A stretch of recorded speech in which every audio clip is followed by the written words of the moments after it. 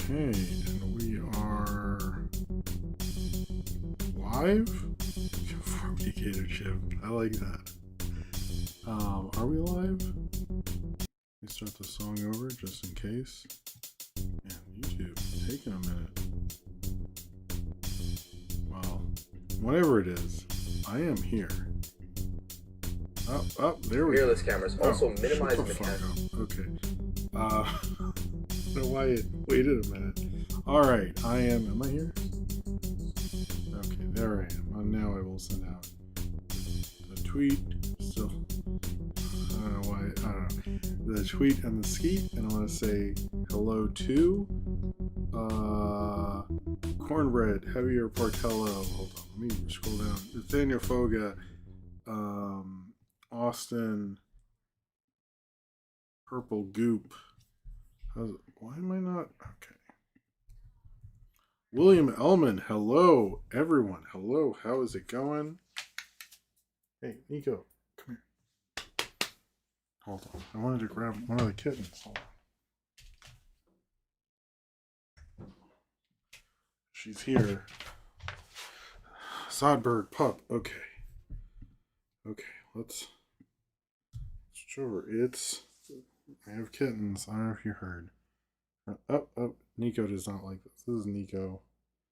It's one of the new cats. She was in here. She's like, what the hell is this? Say hello. Okay. We got, yes, I don't know if you heard, but I got some kittens. But they're really the kids' cats, even though I feed them and empty their litter and stuff. But they're and buy their food. They're really the kids' cats. Hey Zane Fires, what's up? But yes, that is two cats, Nico and Pebbles. No relation to Flintstones. If you're on the Discord, you would know I have not done a good Instagram post yet. Yes, Buster's still here. If you hear cats running around very late, it is them. They are crazy kittens. So if Pebbles comes in here, she might just jump on something. That is highly possible that she will just jump on something because they do that. So just word of advice. But we have our first super chat. Of course, it is Bloxy. Kevin James should have done the song for SpongeBob. Agreed. And I will show. Nobody got this. The energy drink, which is, and I'll explain my clue. It's called Goat Fuel, which you can't see because we don't have I need to get new lights, and I'll explain that. Well, I'll explain that right after this. I said LL Cool J because LL Cool J is actually the guy who came up with the term greatest of all time, or GOAT, because he's LL Cool J. Of course, did she escape that way or something? Not sure where that cat went. So that was why it's called. LL Cool J came up with greatest of all time. If you did not know. But anyway, Bloxy, you were right. Kevin James should have done that. Cheers to you. This is blueberry, apparently. Hello, Umbrella T. Hello, Casa Cameron. Hello, Chan Talks More Movies. Hello, Ryan. I guess it's legal. Can Nico get out? Okay, I think she's a little confused. She figured it out. Okay, she was stuck on. I didn't want. But anyway, I'll probably get it. I don't think it's. I've learned it's more niche with most people. I'm just surprised because it wasn't like it's a pretty big release at the time. But I don't know. Whatever. I'm not judging. Okay, so I did not. I was at Home Depot because I go once a month. They sit around. If I did say, hey, K-Master Embletti, not plausible, Classic Cameron, Jordan Salafel, I think I said hello, Dan. How's it going up there, man? I love the little wave. I'll wave back. I couldn't. There was too much going on. I need to get new lights. But instead, this is a thing I've had since my birthday, and I need to actually put out a video of it. And it's just this Godzilla lamp my wife got me from Etsy. And so what it does is anytime we hit $20, I want to show you this so you know. Maybe I shouldn't show you. I'll show you for a second. When I click this, it turns on and then it slowly glows. So it's a little different. And when we get to 40, I'll do the the toy and it'll make a noise. So that's what's going on. I need to do a good shot of this. But that's what we're doing for the super chat tonight. I will try to get lights before. It's just hard to. There's so much going on right now with the holidays and all sorts of stuff and all that. Oh, hello. I didn't see that William moment. Hold on. Said, let me go back here. Okay. I like what? Whoa, Sidram in the house. I like that. Saw a 4K screening of Blackmail 1929 tonight. First off, also, wait, what is? Have I seen that? Now I'm gonna look this up. Blackmail 1929. What is that? Have I seen that? A British? Oh, it's a Hitchcock. I have seen that. When did I see that? Like a long time. Yeah, that's one of his silents. Oh, that's awesome, man. Bloody. I like it. Or that's awesome, Willie Moment. I'm sorry. That's awesome, Willie Moment. I know his early silent stuff is interesting when he's sort of figuring out before he's Hitchcock. But yeah, that's cool. Cheers to you, man. Supporting cinema there. Okay. Oh, and we have Austin another super chat. Hello. Do you think we'll get Robert Eggers' Werewolf movie trailer, which is coming out this year before we get the trailer for Nosferatu? I'm surprised anyone saw Nosferatu because it had no trailer ever. I think we might get the Werewolf trailer. Has it shot yet? If I was that movie, I would not come out next December. I just think that's a terrible idea. But anyway, cheers to you, Austin. Thank you for the super chat. All right, people come in hot. This goat fuel is pretty good. Well, if you are a goat, I don't know. Sorry, that was stupid. All right. What was I gonna say? It took me a minute with the man. I've been wanting to do some early Hitchcock thing for a little bit, and I never got to do it. But one day. All right. First off, let's just talk about his Labyrinth movie was always going to be later, Ryan. It was always going to be after Werewolf. I want to talk about a few things. Obviously, I got kittens. There's a lot of Christmas and like I feel like my family's holiday doesn't end until like after January. And on Tuesday we took down the tree and all the decorations. And so I want to apologize for a real lack of videos lately. I actually have a video that was pretty much done, but I had to shoot a bunch of stuff and I couldn't spend the time I needed. So there will, I hope there is a video tomorrow and throughout the weekend and stuff like that. But it was more just like I sort of got backed up in family stuff and I just didn't have the time to really work on stuff. So I think throughout, because we have Oscar season and all that stuff. If was that a what? I don't understand. Anyway, so sorry about the sort of lack of thing. I think you'll like the next one. Is that's all I'll say. But there is other stuff coming out.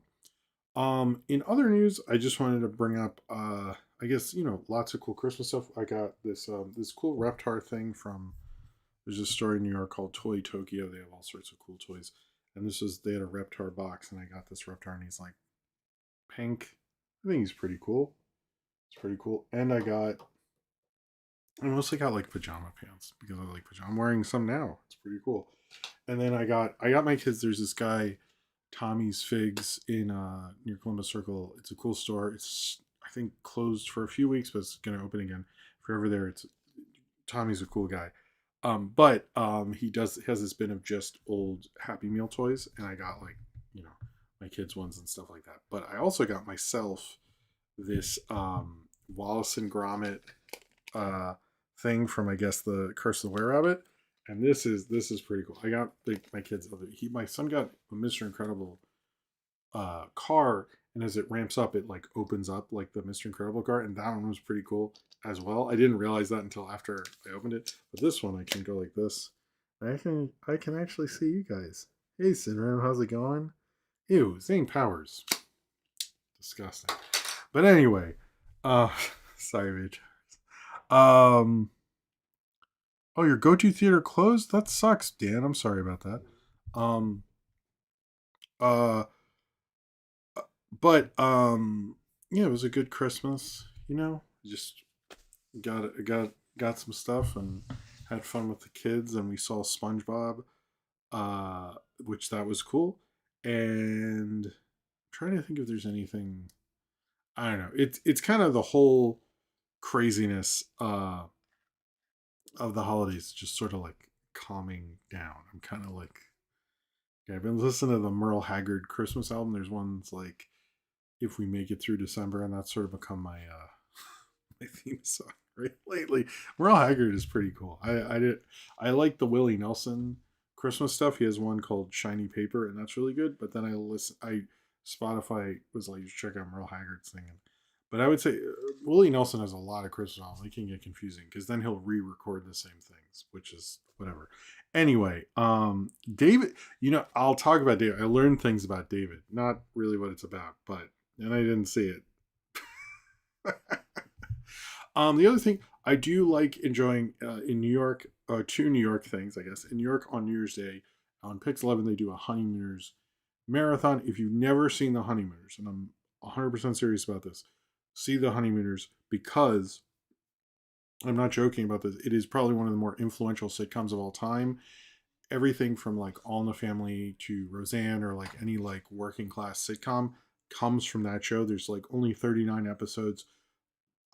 For my everyone I've watched is really funny. The one where he calls his mother-in-law a blabbermouth is an all-timer. I watched the Christmas one on my lunch break at work. It's a great. It's literally like an all-time great show. But it's a tradition in New York to do a marathon. So if you've never watched the Honeymooners, try to see the original ones. It like kept redoing it and stuff, but you can find them on YouTube. It's a really great show. It is the Flintstones inspiration, but it's like a lot more. It's better than the Flintstones, and I really highly recommend it. And I rewatched that one. And I caught a little bit on too. You're cool, Mr. Silver. Thank you for being here, as well as Medela Butterfly, as well as Al Vasquez. Um, but it's a phenomenal show. It's not just like it's super influential, but it is really good. And Jackie Gleason, like everyone else, if you ever watch the show, I'm just gonna talk about the Honeymooners. I don't care. This is my, and then I'll get you to Nathaniel. I just want to tell the kids about the Honeymooners here. The thing about the show is like everyone. This is the cool thing about the show. Everyone's very rehearsed and knows their lines, rehearsed everything. And Jackie Gleason would never rehearse because he hates spontaneity. So like you have these very well trained actors, and then Jackie Gleason just comes in full charisma, and it like I think one thing about casting is not just casting the best actors, but actors that gel well together, and like they all work. It's just like I love that show. It's I used to DVR when I had a DVR. I would just DVR everyone I hadn't seen. So I think I've seen them, but it's a great show. I highly recommend it. There's actually a statue to it in at the Port Authority in New York to Jackie Gleason, which I almost made a short and like talked about the Honeymooners for a little bit. Maybe I will one day for New Year's Day. But I one of my favorite parts of New Year's is that um, I'm trying to think. I'm sure there's other stuff I'm forgetting, and like I'm listening to the Cure's singles collection a lot, so that's Staring at the Sea. It's really good. You can only find a playlist on Spotify. So anyway, Nathaniel Focus said I have the Wallace and Gromit coin bank from that set. I almost got another one that I wasn't sure what it was. It was like Wallace, and like I didn't understand what it was, so I didn't get it. But I'm happy with what I got. And we have Aardman news tonight, so that's cool. Cheers to you, Nathaniel Foga.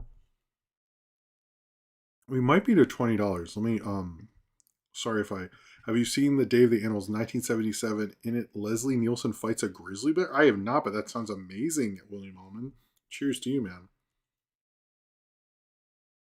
All right, if sorry, are we? Oh, God, I like YouTube. I'm like, can I go to this one thing that I normally go to? And it's like, no, I'm gonna take you to a place you would never need ever. Um, all right, we are past $20, so I will do this guy for a little bit. Thank you guys. We got there early before the Patreon did all that stuff. That's awesome. Another New York thing is the other thing. I don't know. I'm not sure how public people are with the Zoran stuff. So I just know it's a big deal in New York. But he was sworn in at this subway station, which is the great subway station that Ninja Turtles lived in Ninja Turtles 2 and I believe 3. So I thought that was cool. I know I retweeted, but I was like, that's pretty cool. I mean, I love Zoran. right now he's pretty cool. Although I did notice people were like, when he fixed that the bridge, it was very similar to what Kingpin did when he was elected, where he's like, and it's like the speeches were similar. I was like, oh man, nobody foresaw that. I noticed that one commented, but like if you saw the Daredevil Disney Plus show where Kingpin's like just like comes and like fills in a huge pothole to show progress. Anyway, I did notice the thing. But anyway, I see this thing under me for some reason on my thing. It said, more woke Stranger Things cringe. I don't know if that show's really woke, but I guess people are awake in it though. So maybe they're not wrong. Anyway, it was cool. Sorry, I said the king. I don't actually think he's evil. It's just like this is like people pointed out. I was like, oh, that is. But it was cool that he got sworn in. Where the Ninja Turtles hung out in Turtles 2 and the beginning and end of Turtles 3, I guess. All right. Let's sorry, Javier. That's the YouTube. All right, let's actually talk about stories. I'm gonna actually talk about. I've never done a review of Stranger Things, but we'll talk a bit about Stranger Things and the 9th episode and all that stuff. He's just a fan of Vincent D'Onofrio. All right, let's get into it. All right, so or no, this and everything I do is supported by you, the fans, either through Superchats during the show where I'll drink my goat fuel and put on this cool Godzilla one. I think it's pretty cool. I like it. Actually, my son, if he is having trouble sleeping and put him in my bed, he'll just watch Godzilla and it calms him down. But anyway, yes, I will turn on Godzilla or do the Godzilla roar, I guess, when we do get to 40 or a multiple of 40. I guess that's what we're doing. I need to get the lights back. But anyway, it helps me. I very much like Super Chat, and they help me continue to do what I do, but also the Patreon, where you get all sorts of cool stuff like more power in the movie review vote. There's going to be totals for the movie review vote, which I need to sort that whole thing out, but that'll be coming out this weekend. Hello, Icy Coconut, as well as the commentary series. I didn't miss his Super Chat. I don't think I did. Did I? No, I said it. I got to it. Don't worry. I thought I did. Well, anyway, cheers to you again. I have not seen Animal Fight with Ozzy. Anyway, what I was saying is, you get all sorts of cool stuff like my commentary series, more power in the movie review, postcards. Those are all various rewards. It's a really wonderful thing and helps me continue to do what I do. And if you can't be here to do a super chat or anything like that, it's a great way to support the show. You can also just give and not get any rewards if that's not what you want, and everything like that if you're financially able to do so. If not, I did do it. Okay, I'll do it again. I really did do it before. I'm not, because I said that. Okay, I thought I did. I feel bad. I will do it again. Uh, Anyway, apologies. What was I gonna say? As long as you're financially able to do so, as long as you're financially able to do so, but just liking this video or any video very much helps. Subscribing, and if you want to get notifications on, so you can get things about throwbacks, streaming announcements, videos right when they come out, and I do a lot of instant premiere kind of things, and you want to get notified about that, turn them on if of course you want to do that. Even just watching, thank you very much for doing so. Even if you don't have a account, there are people who do that. I'm not just saying that. If you just watch this and you don't even have a sign in, thank you very much for being here. I really appreciate any of you at all. It is support, and I very much thank you for being here. All right. I'm very much confused, so we're just going to do one more. I'll let this go for a little bit. I'll do this one more time for a little bit. Cheers to you, man. And then I'm confused whatever happened, but we're good now. Apologies. I'll read it again at the end. Also, the Discord, which is an awesome community, I have to say, and you guys did a great job where I really couldn't do daily questions or anything, and the mods really stepped up, and I want to thank Zane Powers, Austin, Ryan Walterson, and Cornbread, who do a wonderful job. They do a movie watch every week, usually on Saturday. I don't know. I think they're watching the 9th episode of Stranger Things. They're doing a watch along. Netflix released it exclusively on my Discord server, So if you want to watch the 9th episode of Stranger Things, you actually have to join my Discord. Just tell everyone that right now. But no, they do a wonderful job. They have the licensed playing card channel. They have Barbarians. That's pretty cool. Licensed playing card channel where I did finally reveal the Argyle cards. They're not that good. As well as General, where we do daily questions. I ask them, what do you want me to talk about on Movie Prep this week? And Cornbread does his thumbnail predictions. There's all sorts of stuff like Ask Jim, suggestions for Jim. There's movie discussions. There's games discussions. There's all sorts of cool stuff like that. And you can be a part of a really wonderful community if you join that now. And watch the 9th episode of Stranger Things, which is going to be... You had a Zoom with Tim Allen? Wow, I'm surprised he came out. I know what you meant by that. I was just being stupid. All right, anyway, let's actually get into the show. I'll let this go for a little bit, but then turn it off until we get to the next one, I guess. All right, so the Barbarian Brothers. Oh, okay. All right, so I want to talk about, I don't know if you can hear the cats jumping up and down. There's all this stuff going on. So Stranger Things. I want to just talk about that first off, and the theater stuff, the sort of overall thing. I generally do like the show. We've been sort of rewatching it, and I was like, it is like a fun, very engaging show. I do think what happened with it ultimately is that it's very inspired by genre and horror. And I know I sort of said this on Twitter, but I wanted to expand on this. Um, uh, um, it's based on genre horror and like Spielberg and Stephen King and John Carpenter, but a lot of those are like things that are about something and about the times they are in a statement of, particularly like Carpenter and King and stuff. And like Stranger Things is not about any of that. It doesn't really even acknowledge AIDS. It doesn't talk about crack. It doesn't talk about Reagan really that much.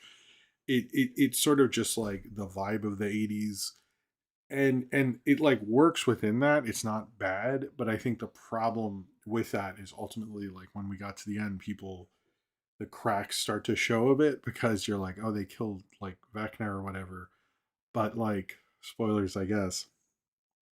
But it just like kind of one of those things where you're like, oh, okay. And that ending, like spending 30 minutes on it, everyone is okay, I think didn't hit as well. I mean, it's also based on like X-Men, and X-Men in the 80s meant so much more and stuff. But I'm kind of like, the thing with that show is like, I enjoy it when it's on, but I don't. I think when we finish Stranger Things, I probably won't watch it as much. It is, yeah, I agree. It is literally a show based on vibes. It's good at it. It's very good at it. But it's just, you know, I think the problem with those guys is I don't know if they had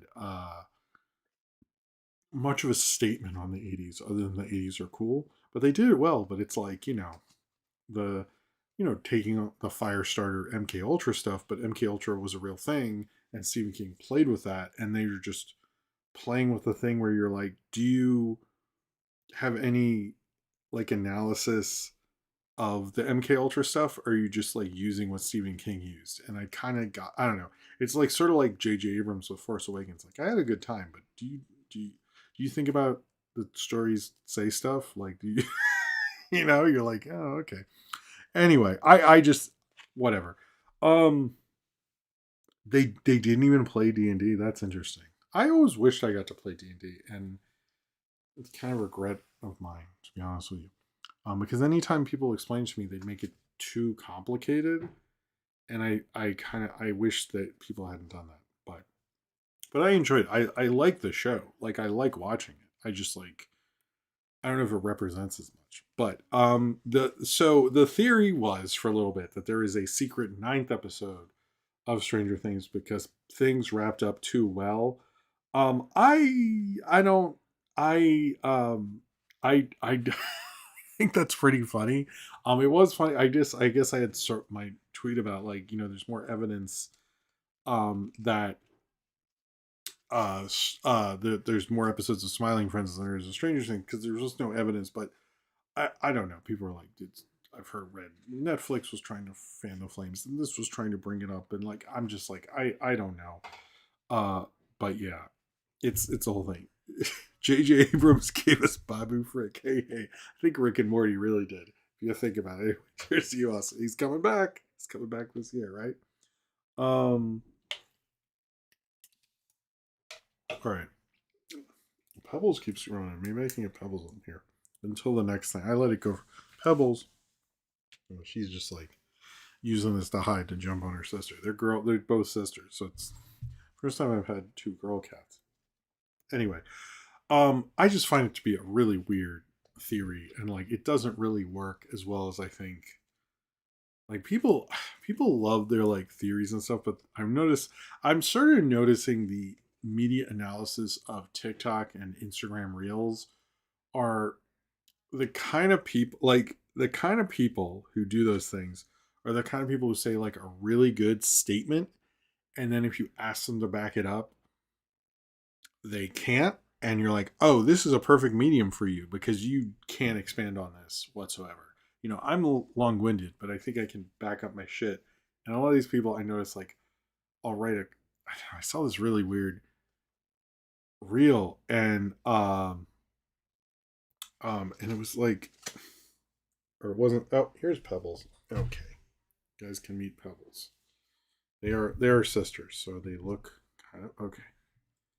Pebbles, you want to say hey to everybody? Say hey. Okay, you don't. You want to run around with your sister. You don't want to be here. All right, that was Pebbles, everyone. Um. Uh. But anyway, it was like a weird Instagram. It was like well, what? How come Sinners gets on those top 10 lists, but K-pop Demon Hunters doesn't? Because they're both about legacy and music. And I was just like, what? That doesn't mean they're the same. I don't know. It was very weird, some of the stuff. Anyway, sorry. It just like confuses the shit out of me. But I just find a lot of those, I'm like, yeah, but come on. They're not going to drop a ninth episode. I think the other thing is like people get accustomed to these shows. And like, I think it was the guy, okay, Pebbles is playing with the, hold on. Pebbles, get out of here. It's doing something she shouldn't be doing. I think it was like Matthew Weiner or whatever from Mad Men said the most unnatural thing a TV show can do is end, because television shows are all about like continuously always running. And I do think he's right. It does feel weird when a show's like, that's it. And you're like, what? You're supposed to just keep running for all times. Like, it is more natural for a show in terms of rhythm and writing to never end. So anyway, I just find it bizarre, but I I do find it funny that like the weird cult Adult Swim show, like there's definitely evidence that there's other episodes. And Stranger Things there's none. And people are like, I don't know, you look at all the connections and like, why do people have hair like their parents? And I'm like, guys, I don't know how to say this, but that's usually what happens to people. It's like yeah, I was noticing like this growing up is gonna hit a lot of you hard, but it's over, it's fine. Oh, what's it say? Nathaniel Folks says, remind me of how regular show ended, even down to using We Can Be Heroes at the end. Can't believe they'd rip off JJ Quintel like that. That's true. I did see regular show people posting that. It's true. Cheers to you, Nathaniel Folks.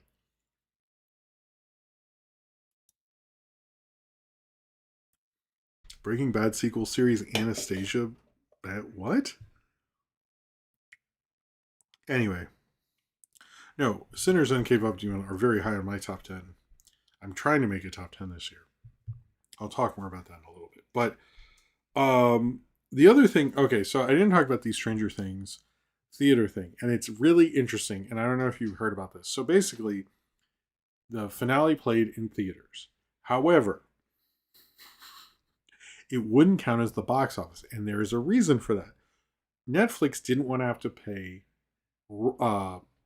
royalties on which they would have to do to the actors if they released it in theaters. Like they didn't have the deals for that. They would have to pay them more, right? So because of that, this is like real. If you saw Stranger Things in theaters, you had to get, what was it, a concession voucher for like, I think it was like $20 or something like that. Um, uh, and you had to go to the concession stand. So it actually, yes, it made no money at the box office because legally they couldn't do that, or financially they didn't want to do that shit. So then they did. He did do this weird um concession thing. So apparently made like 20 to 30 million each day supposedly. uh uh what? I've never heard of that. But yeah, that's supposedly that's a I'd never heard this Kickstarter Breaking Bad sequel thing. That's a little weird. But yeah, it's actually like they actually came up with this way with the theaters and AMC do these concession things so the Duffer Brothers could sell their film in theaters. But so the theaters got everything, which is actually pretty cool. Um, oh my god, these cats are like really hitting that because I have a sound blanket here, and I'm gonna have to like cut any strands of fabric because they're like bouncing all over this thing. Um, so it actually did support theaters because it was all concession money, so 20 to 30 million in concession money to like AMC and Regal and stuff like that. So in terms of like, I know Netflix is always against movie theaters, but in terms of movie theaters, it actually went all to movie theaters. It wasn't a 60% cut or 50% or 40, however much it is opening weekend. So it actually was a good thing. Wow, Pebbles is the crazy one. It was a good thing for theaters, which is kind of cool. William One said, Jim, are you going to see the new Killer Monkey movie? I have considered it. I think my first movie of the year will be All You Need Is Kill, because I'm really kind of curious about that one, but I might see it like, I might see the Prime movie. I'm kind of like, it looks like a lot of fun. So, but yeah, but cheers to you, William. Oh my God, this fucking guy. Hold on. Get out of here.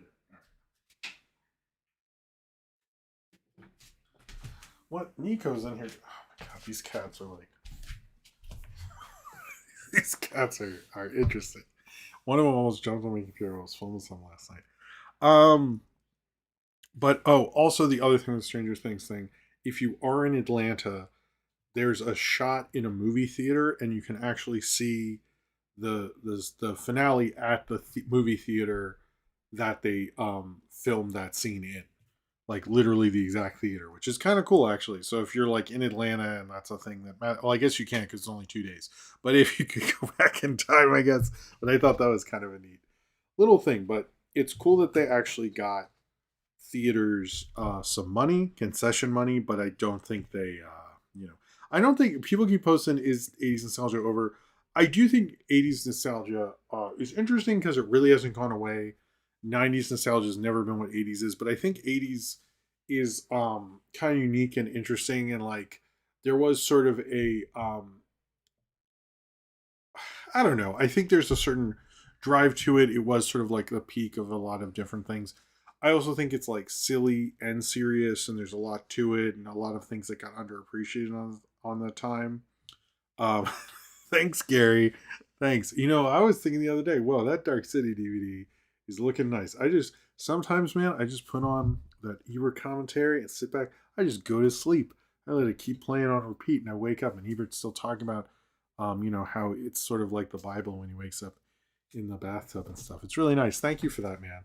I like how on it it says "Happy Birthday, Gary" in it. That's amazing. It makes me feel good. Anyway, um, but yeah, I'm glad it supported theaters. I'm not sure where it's going. Oh, the 80s nostalgia. Sorry, I do think it's going to lessen, but I do think millennial nostalgia, because it does seem like it's either 80s or late 90s 2000s. Like it doesn't feel like the other 90s, which I have more nostalgia for mid 90s personally. But oh my god, okay, Pebbles, get out of here. This is interesting, but we'll see. I do think it'll fade. All nostalgia fades, but I think millennial nostalgia is going to be y'all be yeah. I did hear Alex Price became an AI show. No, Pan had a lot to do with at least 2000s animation nostalgia. He definitely did.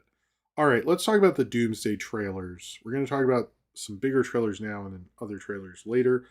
There are the Doomsday trailer thing. I've talked about Captain America on the Christmas Eve show. That was not a good trailer. That's a bad trailer because the thing with trailers is you need to give me a reason as an audience member to see the movie, some hook. Why is this Avengers movie matter so much more? And the Captain America one, it's like he's holding a baby. I don't understand. Like, it was weird. Like, and the other two, which has been, at least that I've seen as of right now, which is the Thor one and the X-Men one, I thought were a lot better. Because the Thor one is like, even though it's like leaving off with um Thor and his daughter from Love and Thunder, which I don't think anyone was like, oh yeah, the ending to Thor Love and Thunder. Who could forget? Like, I do like these Avengers movies are always like bring the worst Thor movies and make them matter. Like, never Ragnarok. Let's not talk about that one. Like, let's talk about Dark World and Love and Thunder. Jesus. Kevin Feige clearly is like, you guys really should appreciate the Thor movies. But I did like the Thor one. I thought was a better one because it gave me like a hook. I was like, even if it was a Thor movie, I was like, oh shit, what's he gonna do? Is he gonna do like that one where he just fights a dragon for the whole comic, which is like the best Thor comic ever? Or is, Loki's back or some dumb shit. But the X-Men one, I enjoyed a lot. I think you're basically just liking the Cyclops shot with him that's in the thumbnail. That's just him with the beams and all the stuff. And like, I do 100% think, I know Bo DeMeo said the thing like Kevin Feige was upset. Um, uh, that like X-Men 97 stole their thunder. And I thought that was bullshit. But then I watched this trailer and I'm like, I mean, really pushing the Cyclops' cool angle was an X-Men 97 thing, so I'm a little like, maybe there's a little validity to that. However, the Professor X Magneto or Patrick Stewart Ian McKellen thing, I do think is like maybe not doesn't mean as much because like, yeah, how many times was Professor X died? It was like X-Men The Last Stand, Days of Future Past, Logan, and then Doctor Strange 2, sort of, right? Am I remembering all my Professor X deaths correctly? It's just like, how many times can I watch Professor X die? Did he die in Doctor Strange? It's at least 3 times, and this would be, I guess, the 4th or 5th. It just like doesn't mean as much. I kind of would have liked to was like Halle Berry and Famke Jet, like the people I didn't expect to see in this again are Alan Cummings, but I get it, whatever. Sorry, spoilers. His hair dyed in Dark Phoenix. I just am like that. Those parts I didn't really. I thought was a bit much. With that, but I did enjoy that trailer, and it was more like, oh, cool, okay, it's really happening, kind of thing. But yeah, I do think like this is a cool idea if it had started with Thor, but the Captain America one was such a flop. I mean, it's like I really don't. I think you need to do more with these trailers than just be like, hey, Guy is back. Like, nobody cares unless like we didn't know, but we all knew. It really didn't work. Whereas the other ones is like I hear excitement about. And it's because you gave someone, oh, there's a reason to see Avengers Doomsday. And I think like acting like an Avenger is just like, that's some 2013 bullshit, guys. Like, that's not, you really can't be playing by that. I would like to see like, you know, show them Robert Downey Jr. as Doctor Doom. I'm not sure. I thought there was going to be 4. It's a kind of an intro. My whole thing with these trailers, though, I will say, is I know Disney is invested in AI, and this caused so much AI nonsense and pushing of AI because of the way they strategize this. Because this really just should have been put out online rather than us watching like shitty cam things and stuff like that. And I do think there was sort of like, if someone told me it was a conspiracy to get people to watch more AI stuff, I honestly would believe it because it's like, did Avatar need the Doomsday? Was that really going to work the way you thought it was? Like I don't know.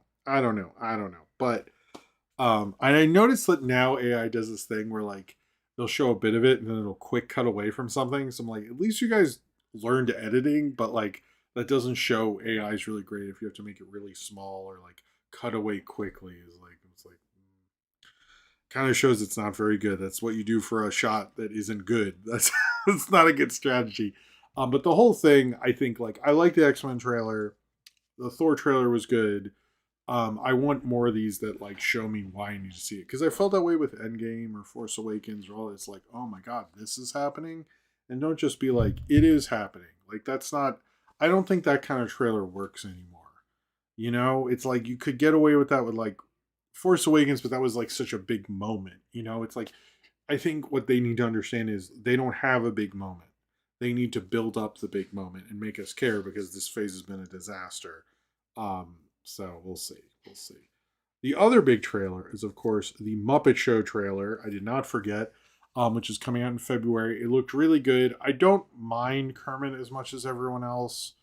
I'm not getting into that whole thing, but I did like that Sabrina Carpenter and Miss Piggy were there. I kind of want them to like argue, but that is my whole thing. But it looked fun. I don't know why Seth Rogen's there necessarily, but I do think it uh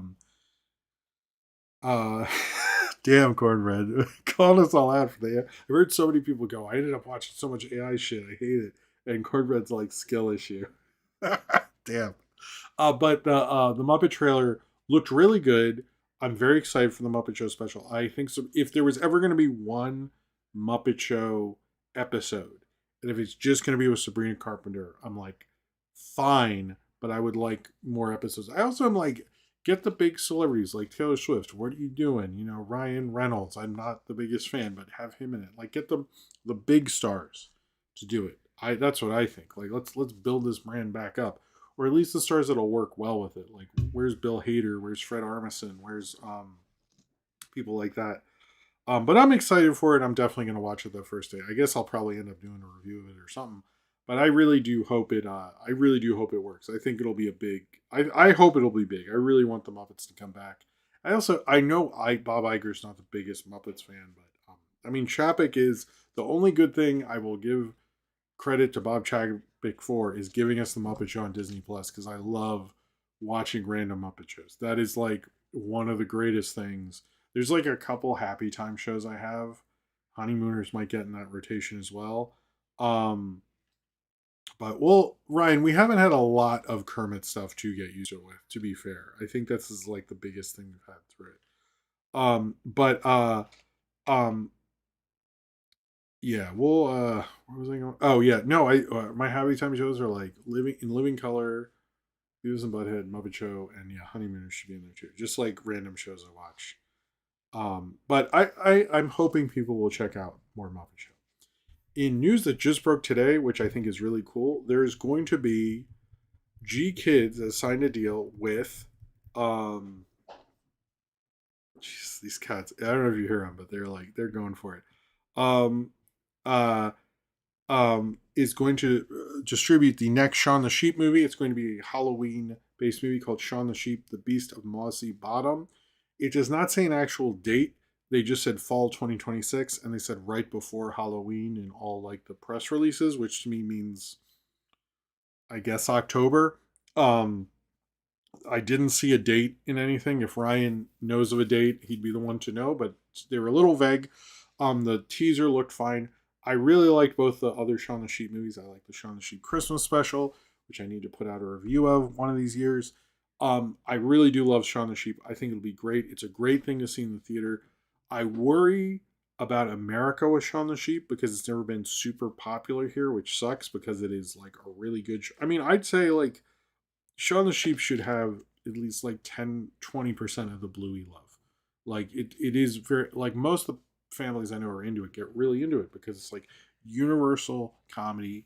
You're not using dialogue, which I actually think gets you deeper in as a viewer.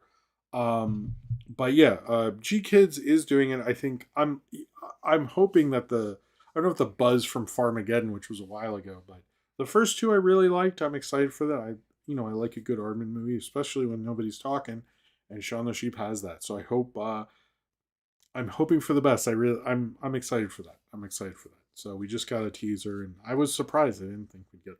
So all right. I'm gonna talk about some award stuff. It is award season. I've sort of avoided Optimist, I love Ryan said GKIDS releasing it means even if it's not a hit in America, it'll be fine. That's how they sell movies. Man, those cats are a little crazy. All right.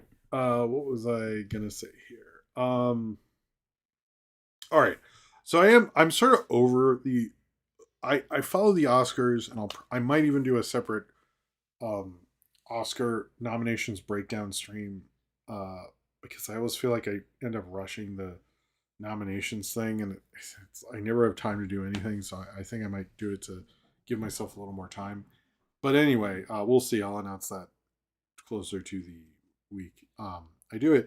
But the thing with the awards is like it used to be like the IFC ones I complained about before, but it used to be for all of them like they'd nominate stuff that wouldn't get Oscar nominated. So you'd be like, oh, cool, they nominated that performance, and like someone unorthodox would win, and you'd see them do an acceptance speech, and it would be kind of fun. And you'd still have the big, the people who are going to win Best Actor or whatever, but it'd be sort of like a little looser. And now it's just all preview to the Oscars. Like it was like Kiwi Kwan in an interview for Zootopia 2 was basically like they said how many awards he won for everything everywhere all at once. And like that's cool, that's a cool movie, but it's like I think it was like an insane amount. I'm like, I don't know if like this is really doing what we all think it's doing. One of the reasons you heard about the Critics' Choice Awards is not because suddenly they matter more. It's because the Golden Globes are usually that week, but chose to do a week later. And because they chose to do it a week later, the Critics' Choice could pick, I think it was on the CW or whatever, and get more of that attention, which was smart of the Critics' Choice Awards.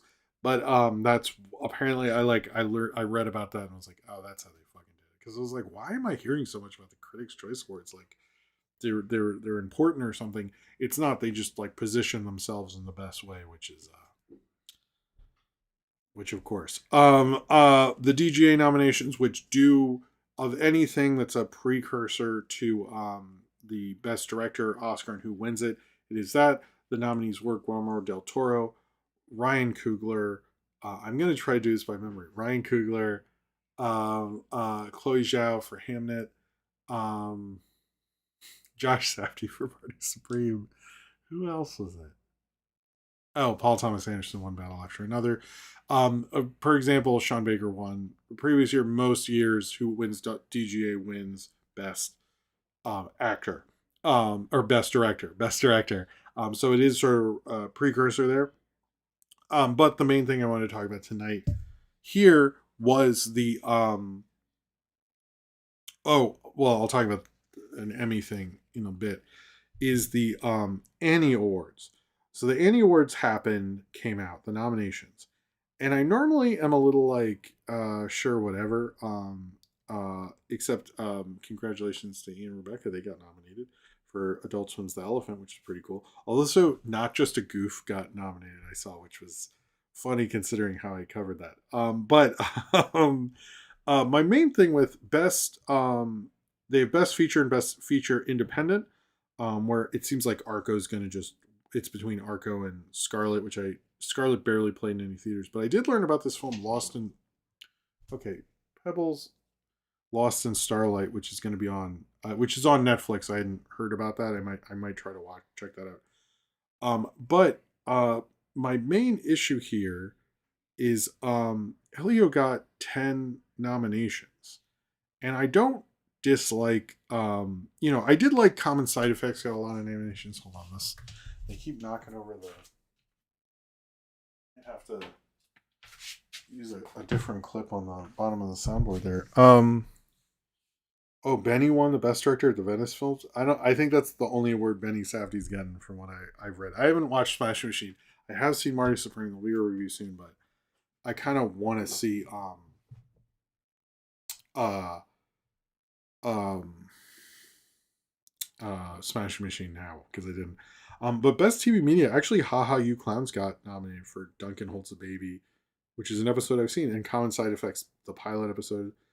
But it was sort of a weird thing because I don't understand why Elio would get 10 nominations considering all the issues with that film and like the whole deal with like I don't know. It's like a Pixar movie in this year. It's not even a big Pixar movie. I do think like K-pop Demon Hunters, yes, absolutely, but I just don't think I'm like you didn't do Demon Slayer, Infinity Castle, or Chainsaw Man, the movie Reze Arc, which are both like showing like made Hollywood go, oh shit, anime. Like there's no anime representation at all. Smiling Friends got a weird nomination. You just I don't understand, and Mr. Coat and I were going back and forth actually about this.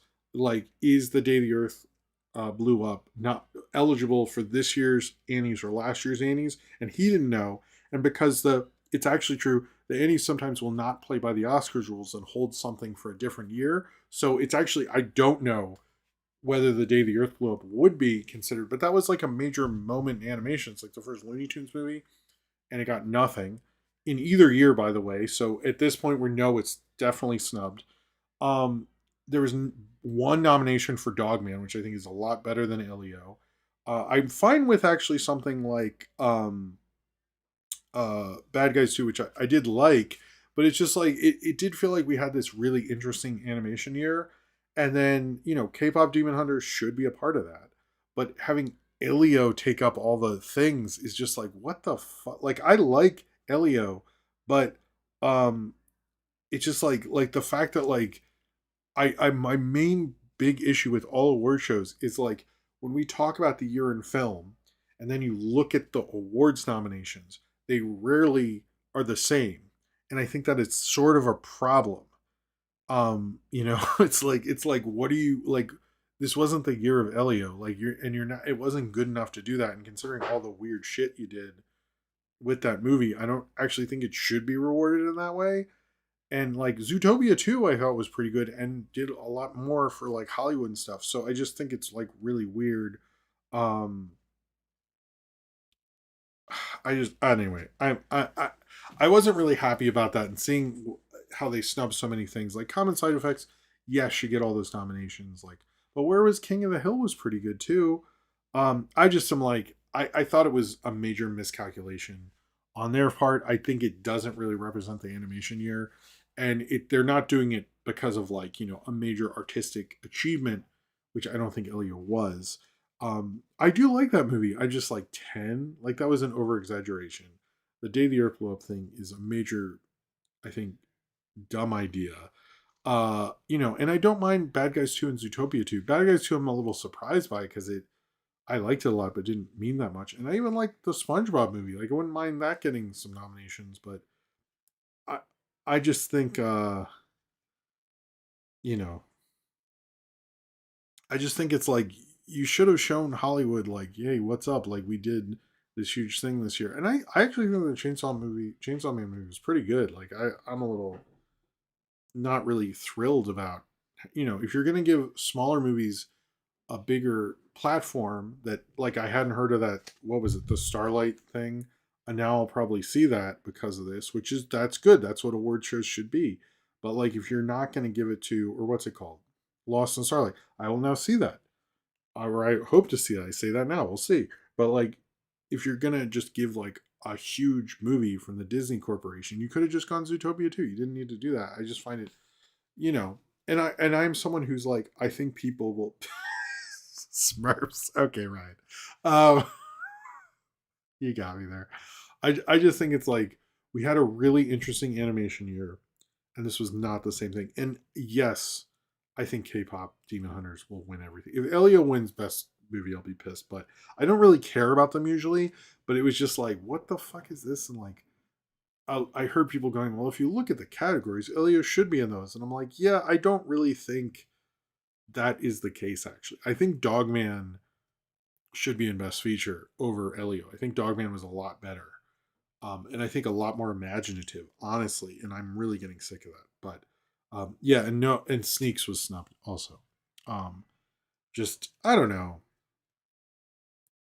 Yeah, I guess they don't nominate those. It's just like to me, it's like this year, like just throw it a nomination. If you're giving 10 to Ilio, I think you can just throw out some nominations. You know what I mean? It's like we're clearly showing.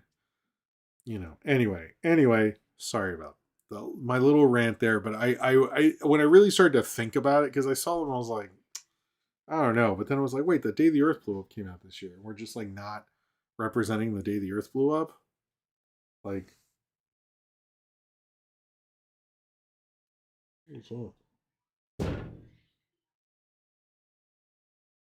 anyway, you didn't like dog. What the fuck, Austin? Seriously? All right. Anyway, um,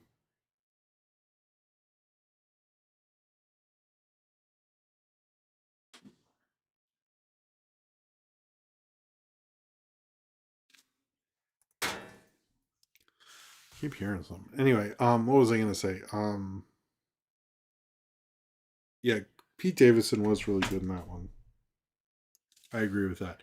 All right, so the Emmys announced that they're going to do a legacy award, which almost everyone's like because they're embarrassed that they never nominated The Wire very much, and its literal rules are specifically like The Wire is definitely up for this award. It was like you have to have 60 episodes, at least 5 seasons, and also filmed in Baltimore. So Homicide and The Wire, welcome to the Emmys. No, uh, I did notice. I was like, so the Honeymooners aren't eligible. The most the most important sitcom of all time. Interesting. Yes, you're right. No Neza too. That is a good point. And hello the ghetto beaner. It's been a while, man. I'm like, I think it's like I hate when award shows are like, it's like if the Oscars were like, let's do a tribute to Akira. And you're like, guys, you fucked it up. Just like, come on, don't do, I really kind of wish awards would change for the better and not like look back and go, how can we fix this? I'm like, you fucking can't. You lost it. What won rather than like The Wire season 3 and 4? Like those are two pretty astoundingly great seasons. Like season 1, I get like, oh, it was new, you didn't really know. But I would love to know what beat The Wire season 3 and 4. I guarantee you. Was it like one of those lost seasons or something? Man, those cats are like going nuts. All right. Um,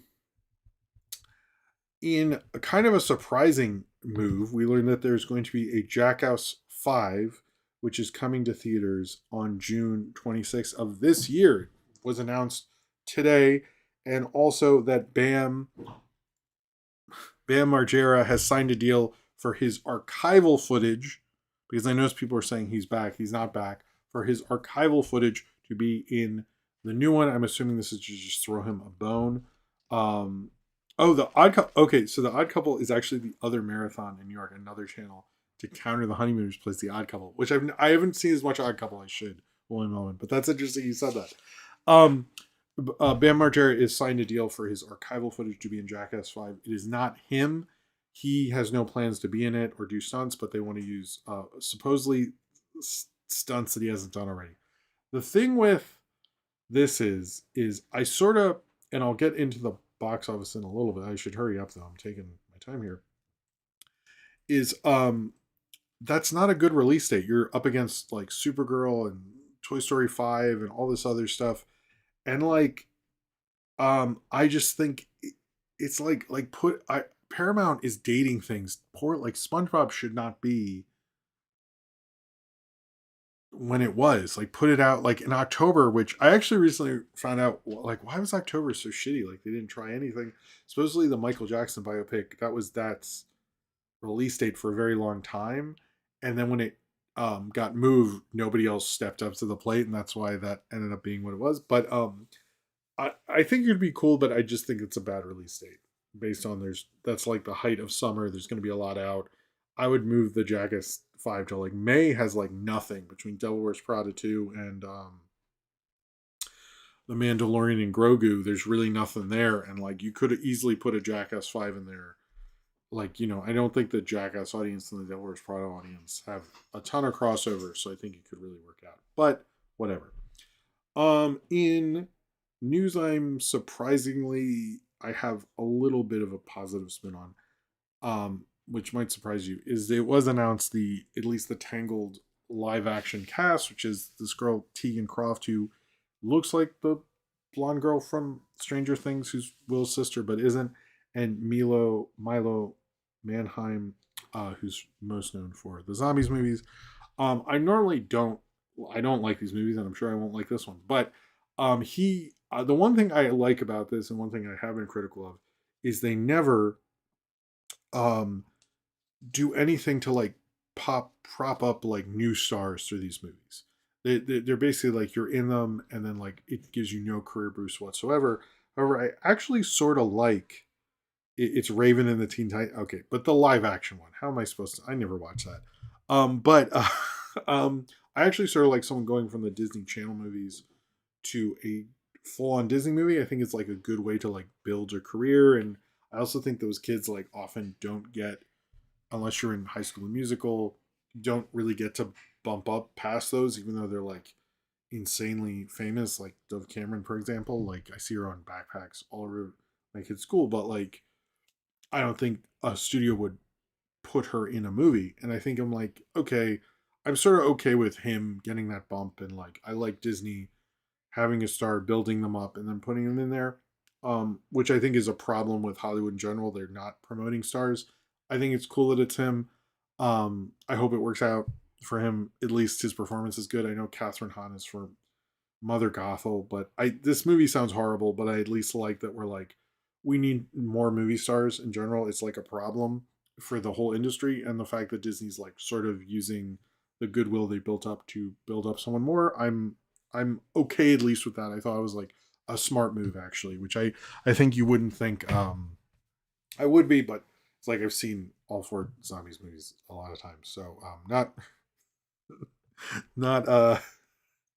sort of against my will, but I'm like okay with them like building people up. That's how that assembly line should work ultimately. You know, it never works out for anyone because the other girl in the zombies things was like this close to Supergirl and didn't get it. So, but yeah. Is that the cats or anyway? All right. So let's talk about the Paramount stuff. I gotta. How much? Okay. Let's talk about the Paramount stuff. So Paramount had their eighth attempt to buy Warner Brothers struck down. They claim that they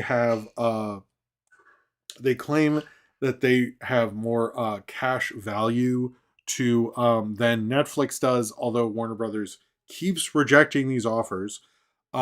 It's just sad that he keeps claiming his cash bid is superior to the Netflix deal, even though, again, he is not good at making deals and hasn't made any. Nothing the Ellisons have done has happened at Paramount. Why would anyone sign with them? I don't understand why this guy will not let this go. He just announced a Jackass movie and gave it a shitty release date. Like, I don't, like, come on. Like, that's a movie that should come out in September and you just rake in the money. And it's like, what a fucking idiot. Anyway, it, he just, like, he keeps going. Now they're going to try to just go to the individual shareholders and cry on their doorstep until maybe they sell their shares to them. Apparently, though, as much as the Ellisons claim that this was a done deal, it is definitely not. The Justice Department is looking into this whole thing, and it is not a done deal according to the Justice Department, despite the Trump stuff, and despite this is all for real. And despite everything, the Justice Department has a lot of questions, which plays into the theory that a lot of analysts had that Netflix just wanted to hold up Paramount and Warner Brothers for 2 years while they continue to grow, which is the super villainous way to do this, is that there are two options where they either get bigger and grow or they stunt two of their competitors for 2 years, which is like, are you serious? And that seems to be very likely, according to a lot of reports, that the Justice Department will do that, which is fucking hilarious. So, it just, anyway, I'm like, this is the dumbest thing ever. There's a very possibility Warner Brothers will not be sold to anyone because the American government will not let it, despite all the Trump hype. When I was reading this, I was like, I really read through an art because I was like, well, I want to talk about the Paramount thing. And when I read like the Justice Department is actually not on board, I was like, what? What? uh, all right. If anyone wants to super chat, we are not at a Godzilla roar yet, but if we get to 40, I will do a Godzilla roar, even though there's so much noise tonight. Um, this is oh, I learned one streaming fact, and then we'll move on to other things. Uh, is that apparently most streaming services, the high end ones like Netflix, HBO Max, the big ones, Disney Plus, get about 200 monthly viewers a month, right? YouTube gets 2.5 billion. So that is how many times, that is how bigger YouTube is than even Netflix, which sometimes can get close to 300 million, but is not at a billion, and YouTube is at 2.5 billion. Now, you could say they're very different services, and we're seeing free streaming growing, but it is hilarious that that happened. It's also interesting. The other things, and I'll mention this quick, is Andor was the biggest live action show on Disney Plus, and there were no new streaming shows in the top 10, which a lot of people were saying this was the year that we learned streaming became more like a regular network. All right, let's talk about some. I think we have like we should definitely break at midnight. So I'm trying to be. There's a bunch of trailers. Let's talk about some DC. Actually, let's talk about the Oceans thing real quick. So there's going to be a new Oceans movie. It's definitely happening. You're getting Clooney, Brad Pitt, Matt Damon, Catherine Zeta-Jones, Julia Roberts. Everybody's coming back. You know, everybody's favorite, Casey Affleck, I guess. But at first, I was like, "What's going on?" Like, I kept hearing about the cast. And I was like, "Wait a minute. What about Steven Soderbergh, the guy who I care the most about with this? Even though I'm not an Ocean's 11 guy, he is not coming back. He's like, I've done that before because he's Steven Soderbergh, and of course, he's not coming back."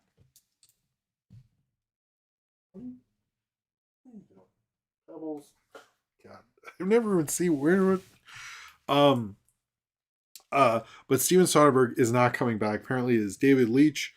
Sounds to me like this movie's gonna be crap. So I was like, you couldn't even get another like interesting indie director. They went for a studio guy. I was like, that's ridiculous. And I like that Steven Soderbergh even worked on Ocean's 8, and like that he's like, I'm not doing this is not a good sign. Like that guy will literally just be like, I'll just do a movie for a month, and that he was like, nah, I'm good. Is not a good sign to me.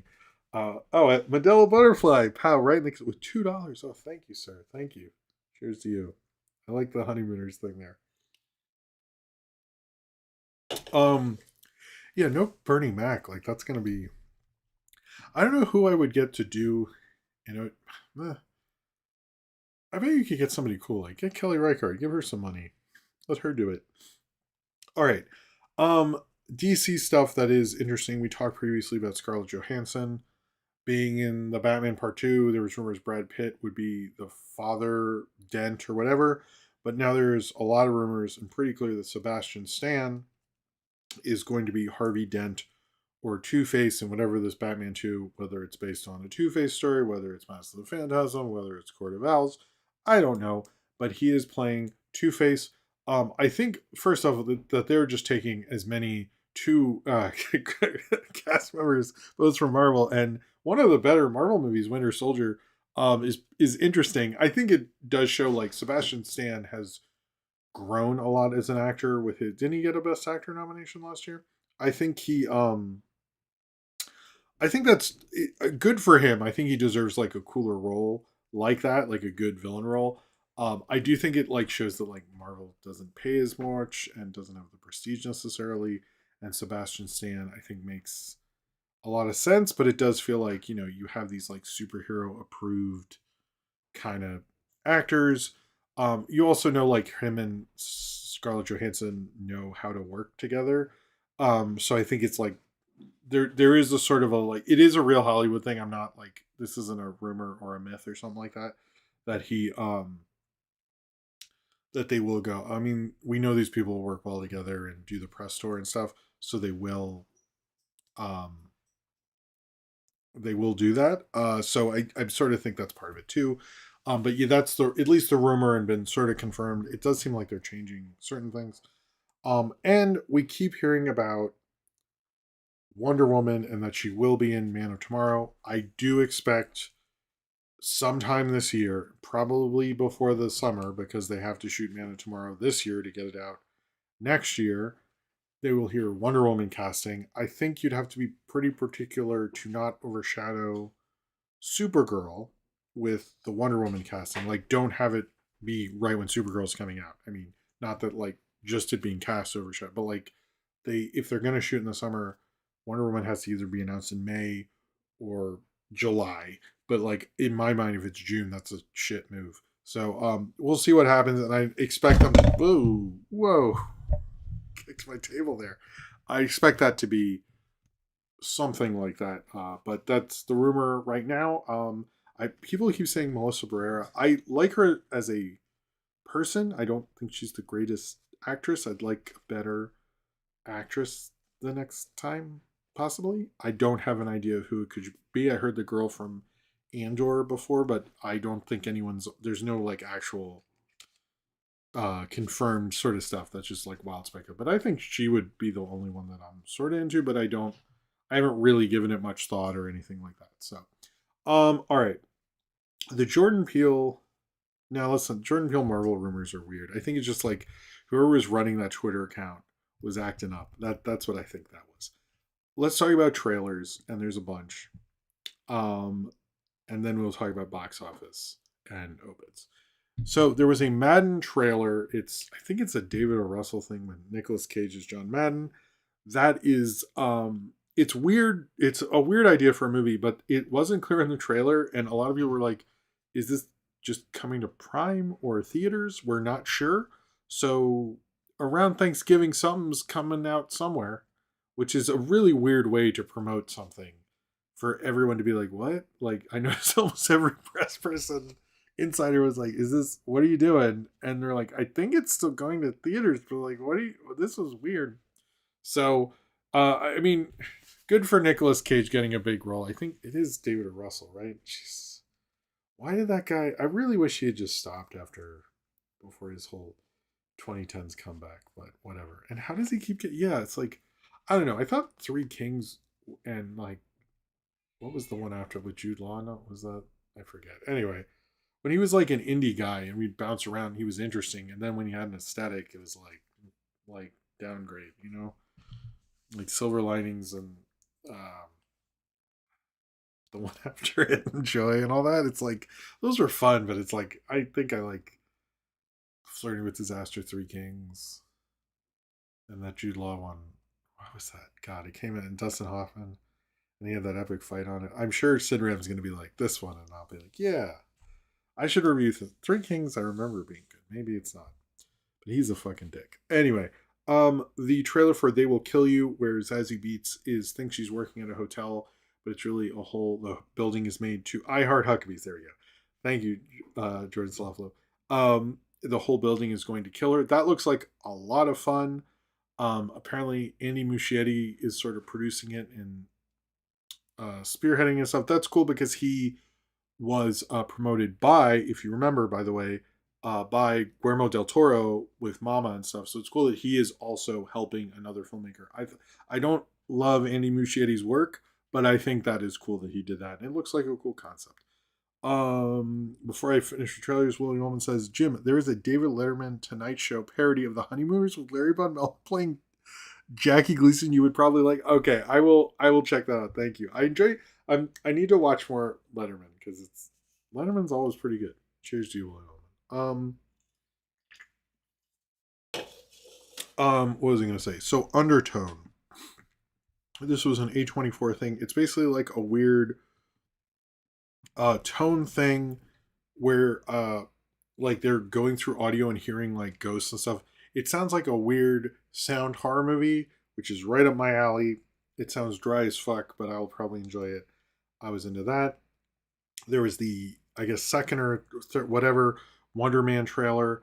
I did enjoy this one, and this one I think, I gotta say, who is cutting trailers for Marvel lately? Because the first ones are always like, okay, and like the first Wonder Man one didn't get me excited, but this one did, and I wish, like, it sort of like ruins your excitement. And I hate to be like, really stupid and like let that, I'm sure if the show's good, I won't think about it. But like the ramp up to something is important, and they used to know that. And even like they would be cutting like trailers that made you all excited, and now they're not even. I don't know. I don't understand what they're doing with Wonder Man, but I like the second one more. Um, the death of Robin Hood. That was interesting, although it is, as a lot of people said, Logan, but it's Robin Hood. Uh, with Hugh Jackman, it looks like a cool movie. The idea that like Robin Hood was a myth, which I think is pretty true, and that he like killed people and hurt people and stuff. It looked like just a cool, violent um, horror movie, or not horror movie.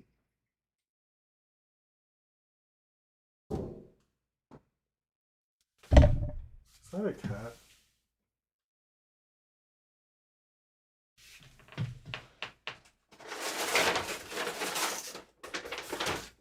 keep hearing stuff. A violent fantasy movie. It looks cool, even if it is like we've treaded on that ground before, and it is like Hugh Jackman doing an A24 movie, which is interesting. It's showing A24 is really changing in terms of the public perception. I actually have a larger theory that if Warner Brothers falls, other studios will take its place, and I think like if let's say they take over, like there's less movies in theaters, other studios will take advantage of that, um which I don't think Netflix thought about, and I think would be an interesting way to for the industry to go. To be honest, like Warner's falls, but like A24 and smaller distributors are like, well, I got more release dates, let's do it, and they are able to push more out. I don't know. I have nothing to base that on, but that's just my fun fan theory. Surat, which looked really cool. It's about a family like trying to find father and son trying to find our wife and daughter in like a uh, in the middle of the ocean, in the middle of the desert rave. Looked real. That looked cool. I kind of want to see that. And then another trailer for Good Luck, Have Fun, Don't Die, which I know is the Gore Verbinski thing, which I think a lot of you guys are excited for. That looks even better. That one, every trailer looks even better and interesting and weird. I don't want it to be like, hey kids, get off your phones, but it seems like it is more than that. So yeah. All right. Let's talk about the box office. Um, and there is a lot to talk about in terms of Christmas box office and everything like that, because Christmas box office is weird, and it doesn't move. But now that it is over, we can really talk about what went on and who the winner was. And obviously, it's fucking Avatar. Why did you even bother asking me? But Avatar is up to 307 million in America, one over a billion, almost 1.1 billion overall, which is still like it's a huge movie. I don't think Avatar 4 and 5 are in trouble, and James Cameron's going to have to do like a press conference to reveal 4 and 5. I sort of think if he wants 4 and 5 to, I haven't seen Fire and Ash yet. I'm sort of like waiting because I know it's going to be in theaters for a while. Um, Zootopia 2 held very well. Is at $364 million, which is insane, and I think is the second highest grossing Hollywood movie of the year. And it's at 1.594 billion. We might be in a reality where Zootopia 2 outgrosses Avatar 3, which as of right now I sort of think is a possibility. And I'm serious about that. One film that I knew was doing well and only went down by, this is, I'm not joking, last week it went down by 1.4%, which is insane, is The Housemaid, which is up to $75 million, which is an insane thing. I kind of makes me go, maybe I should see this if it's doing that one. That's kind of crazy. The Paul Feig movie with Amanda Seyfried and Sydney Sweeney, kind of showing that she can open a movie if it's like an actual movie. Like I heard there was a I don't love the people who host The Town, but they had Scott Mendelson on talking about the box office of the year.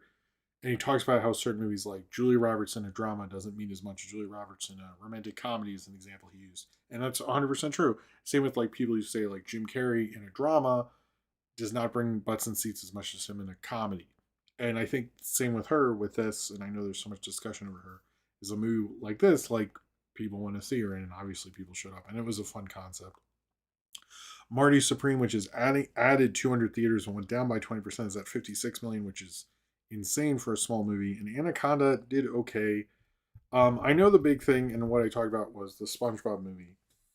I think the thing with that movie was it should not have been released then. It got up to 57 million As I think it might be up to 60. Let me just click on it there. We're at, yeah, we're gonna get 60. I mean, it's sort of gonna make back its budget. I think it'll be profitable. The other thing is there's really no competition. Is it like Hoppers is the next big kid movie? There's really nothing for a long time. And certain theaters, and this is real by the way, will keep around Zootopia 2 and SpongeBob and even David, which is kind of falling off a lot, because they know parents, particularly in the winter, need stuff to do with their kids, and they'll just keep that around because it'll sort of just keep making money in a sense. So I do think it's a possibility SpongeBob could hang on for longer, but I think the other problem was it shouldn't have been released then. Like you're fighting Zootopia 2. The David thing, I don't think anyone saw coming, so okay, but you're also fighting like Avatar and like it's just like too much direct competition and then huger, bigger competition. It's just not fair, and it sucks because it was. I really liked it actually. David, I learned is so it's a follow up to a show, and I was trying to like. There's someone's gonna. I don't know. I was trying to. I thought about seeing it. I'm like, I don't. I don't know if I. I'm not Saber Sparks or anything like that, so I don't know. But it made about $69 million. Nice. And it just didn't. I don't. I don't get the whole thing with it, but it is sad that the SpongeBob movie because I like animated comedies and I feel like there's a lot of like had this come out between Smashing Machine and Tron Ares, there was plenty of room for this movie to do well and like actually surge and stuff, and like it's not going to do that because you the other thing is a song sung blue, which the studios were really pushing, didn't take off at all. It's not falling off super bad. It only went down 17%, but it's really not taking off like people thought it was going to get all these Oscar nominations and all this stuff, and I'm like, it's just not happening at all. So I don't know why people thought that. It's very bizarre to me. But yeah, but also the thing with I think it will also help uh SpongeBob is that David movie is not overseas at all, and I think overseas I think it will make money back. I'm not sure if it'll be definitively the last SpongeBob movie in theaters, but we'll see. It's also like the SpongeBob that show does so well on Paramount Plus. It's like their best performing show. Having an extra movie, it works out no matter how you slice it there. Um, so Zootopia 2 has I should also add has outgrossed Zootopia 1. I think it's the 17th all-time highest grossing domestically and domestically of the year. The only two above it are the Lilo and Stitch remake and Minecraft, which is number 1, which is insane. And I think the other thing was if Avatar is actually not in the top 5 domestic and it needs to get about 340 million, which it's not at right now. It's about 318 since the weekend.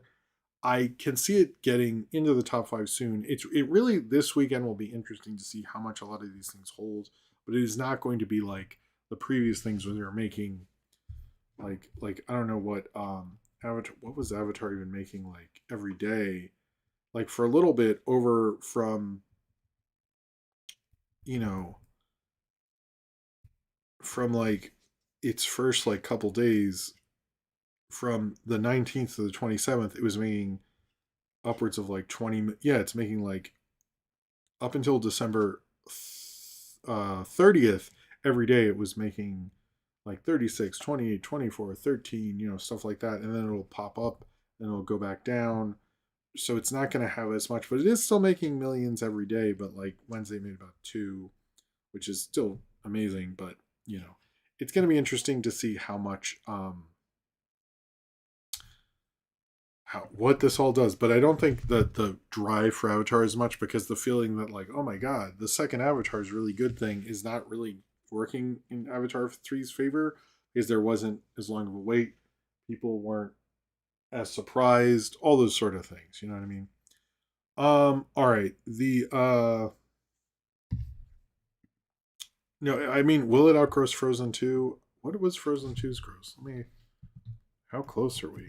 I know it's like the second highest grossing of the. What was Frozen 2 out? Oh, it did outgross Frozen 2. Yeah, Frozen 2 is 1.4 billion, and Zootopia 2 is 1.5, almost at 1.6. So it did outgross that. I guess that's what you meant by that, Cornbread. I'm not sure. Anyway, let's do a few obits right now. There's three I want to talk about, and then we will take a break. Oh, okay. Sorry, Cornbread. Anyway, all right. Let's all right. So the obits. First off, Isaiah Whitlock Jr., who is best known probably for The Wire, but also he's in 25th Hour. He was in uh,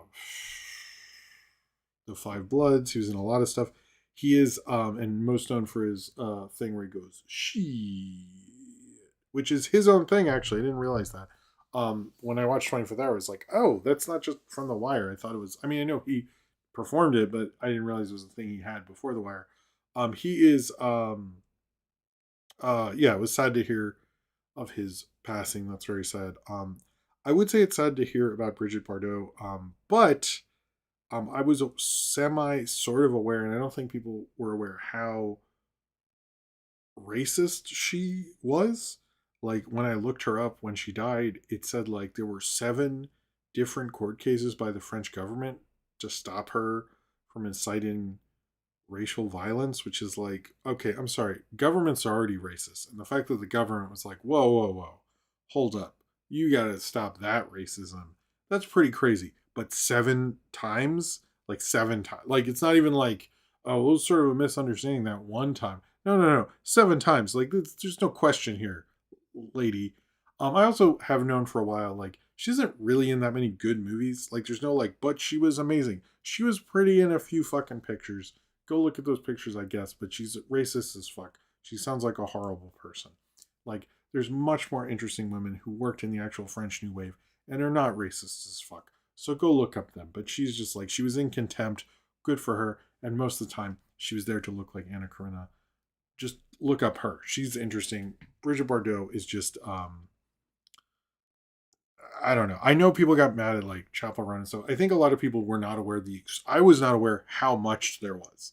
I'd sort of heard that a few times, I guess, but like when you when you look into it, it's not like a oh I think she said the N word one time. It's like holy shit, dude! Like you got sued by the government 7 times for racism. Like that's like next level. Like oh my god! And she was like not a fan of Me Too. She really didn't participate in the French New Wave. Like it's just like just a really forgettable shitty person who looked kind of nice for a little bit, but I think the ugliness inside her showed that it wasn't that nice to begin with. And then I did not get to post on anything, and I should. Amos Poe, who directed one of my favorite, it's not a good movie, but it's one of my favorite 80s movies, Alphabet City, one of the great New York one night movies with a great soundtrack by Nile Rodgers, which has never been released. So I end up just watching it to hear the soundtrack. It's a fun cult movie. I highly recommend it. I know he's part of the no wave punk thing. I've seen some of his other stuff. I never liked as much as Alphabet City. I thought he was a cool like. I think like him. I don't know. I'm a fan of Alphabet City. I've reviewed it, but R.I.P. to him. I noticed that did not get picked up as much. Maybe I'll try to time something out for my like socials and stuff because I really should. Because Alphabet City is actually pretty cool. But check that out. I don't know its availability, but I reviewed it forever ago because I just kept watching. It sort of was a guilty pleasure, and I'm like, you know, whatever. And the car in it is cool. I think he's cool. So yeah. All right. So I'm not gonna. I will talk about the Betty Boop thing, and then we'll do questions. And you know how this Betty Boop Dizzy Dishes, which is the I guess the big short that went into the public domain. I don't have much else to talk about public domain. I'm not sure if I'll do Flip the Frog or not. You know, I've done some of my work, so we'll see. We'll see. But I'm definitely doing this one. So anyway, I'm gonna take a little bit of a break. Then we will I will come back. My Alphabet City VHS tape. I wish I had that, man. No, I don't actually have it. I don't even think I have a copy, a digital copy. I just watch it every now and then. But man, some of those scores, just a really great 80s score Nile Rodgers did there. But anyway, I will be um right back. Where is it? Here's the thing. I'll be right back after this, and then we will talk about the Betty Boop Dizzy dishes. I'll be right back right after this.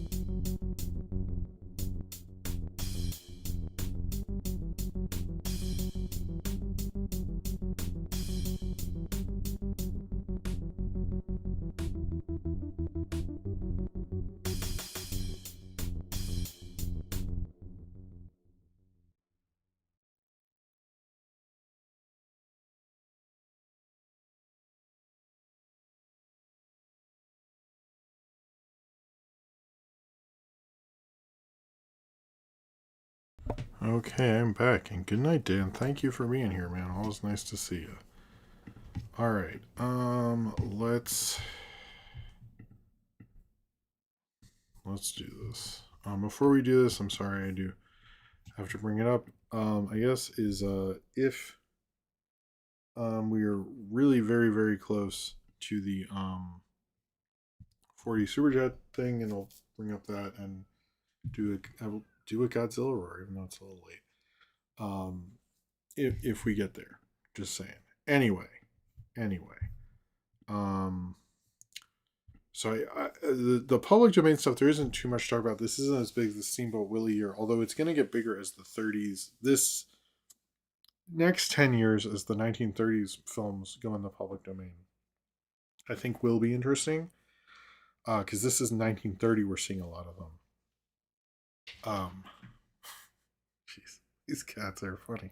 I think you guys can hear them. But today, we're just. Let me take some water. Sorry, it's like getting late here. These cats are like very funny. All right.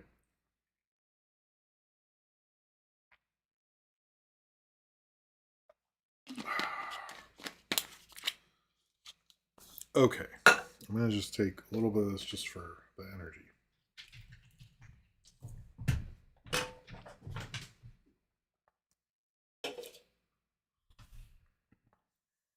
Okay, so today I'm going to talk about Dizzy Dishes, which is made by the Fleischer Brothers Studio.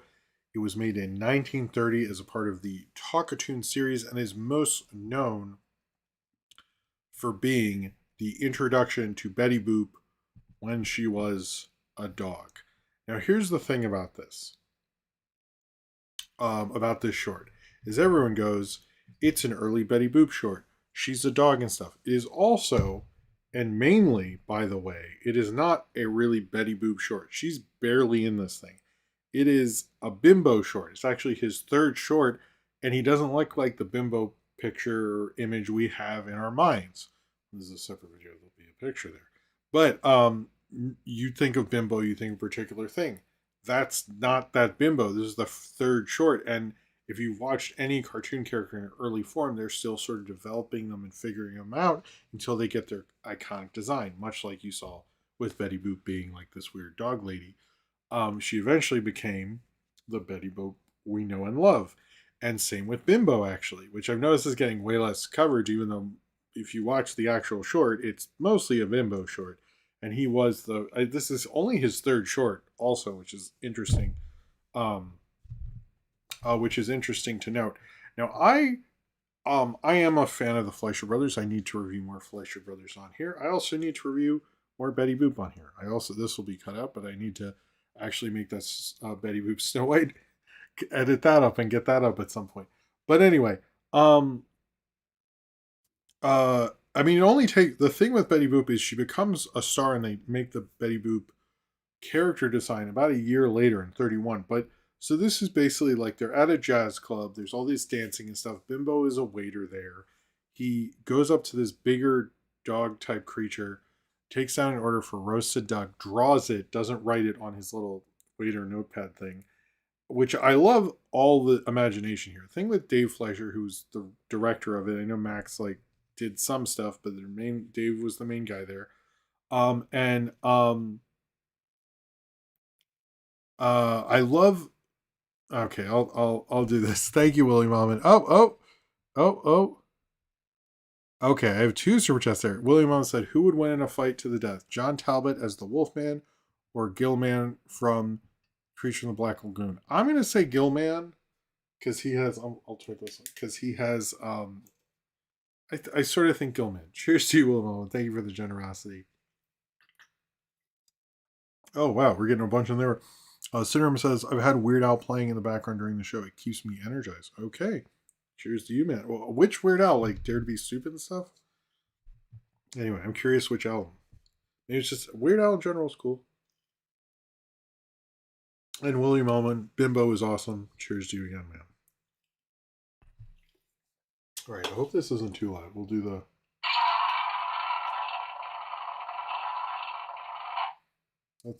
I'll do the real one.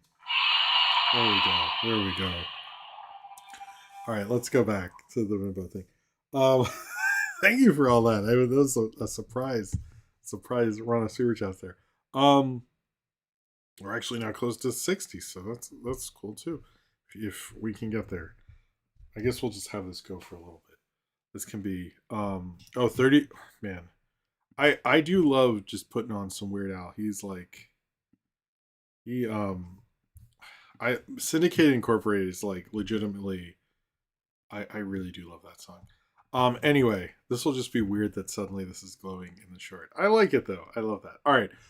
So one thing I like about this, and since I watched a lot of the Ub Iwerks Mickey Mouse and reviewed the Ub Iwerks Mickey Mouse Silly Symphonies, is when we see the restaurant, there's so many different character designs. There's no like sort of like, I understand animation is very hard and there's only so much time you have to do stuff, and like, you know, you do cheats and stuff just to get the work done, but like there's so many different character designs, there's so much alive animation in this.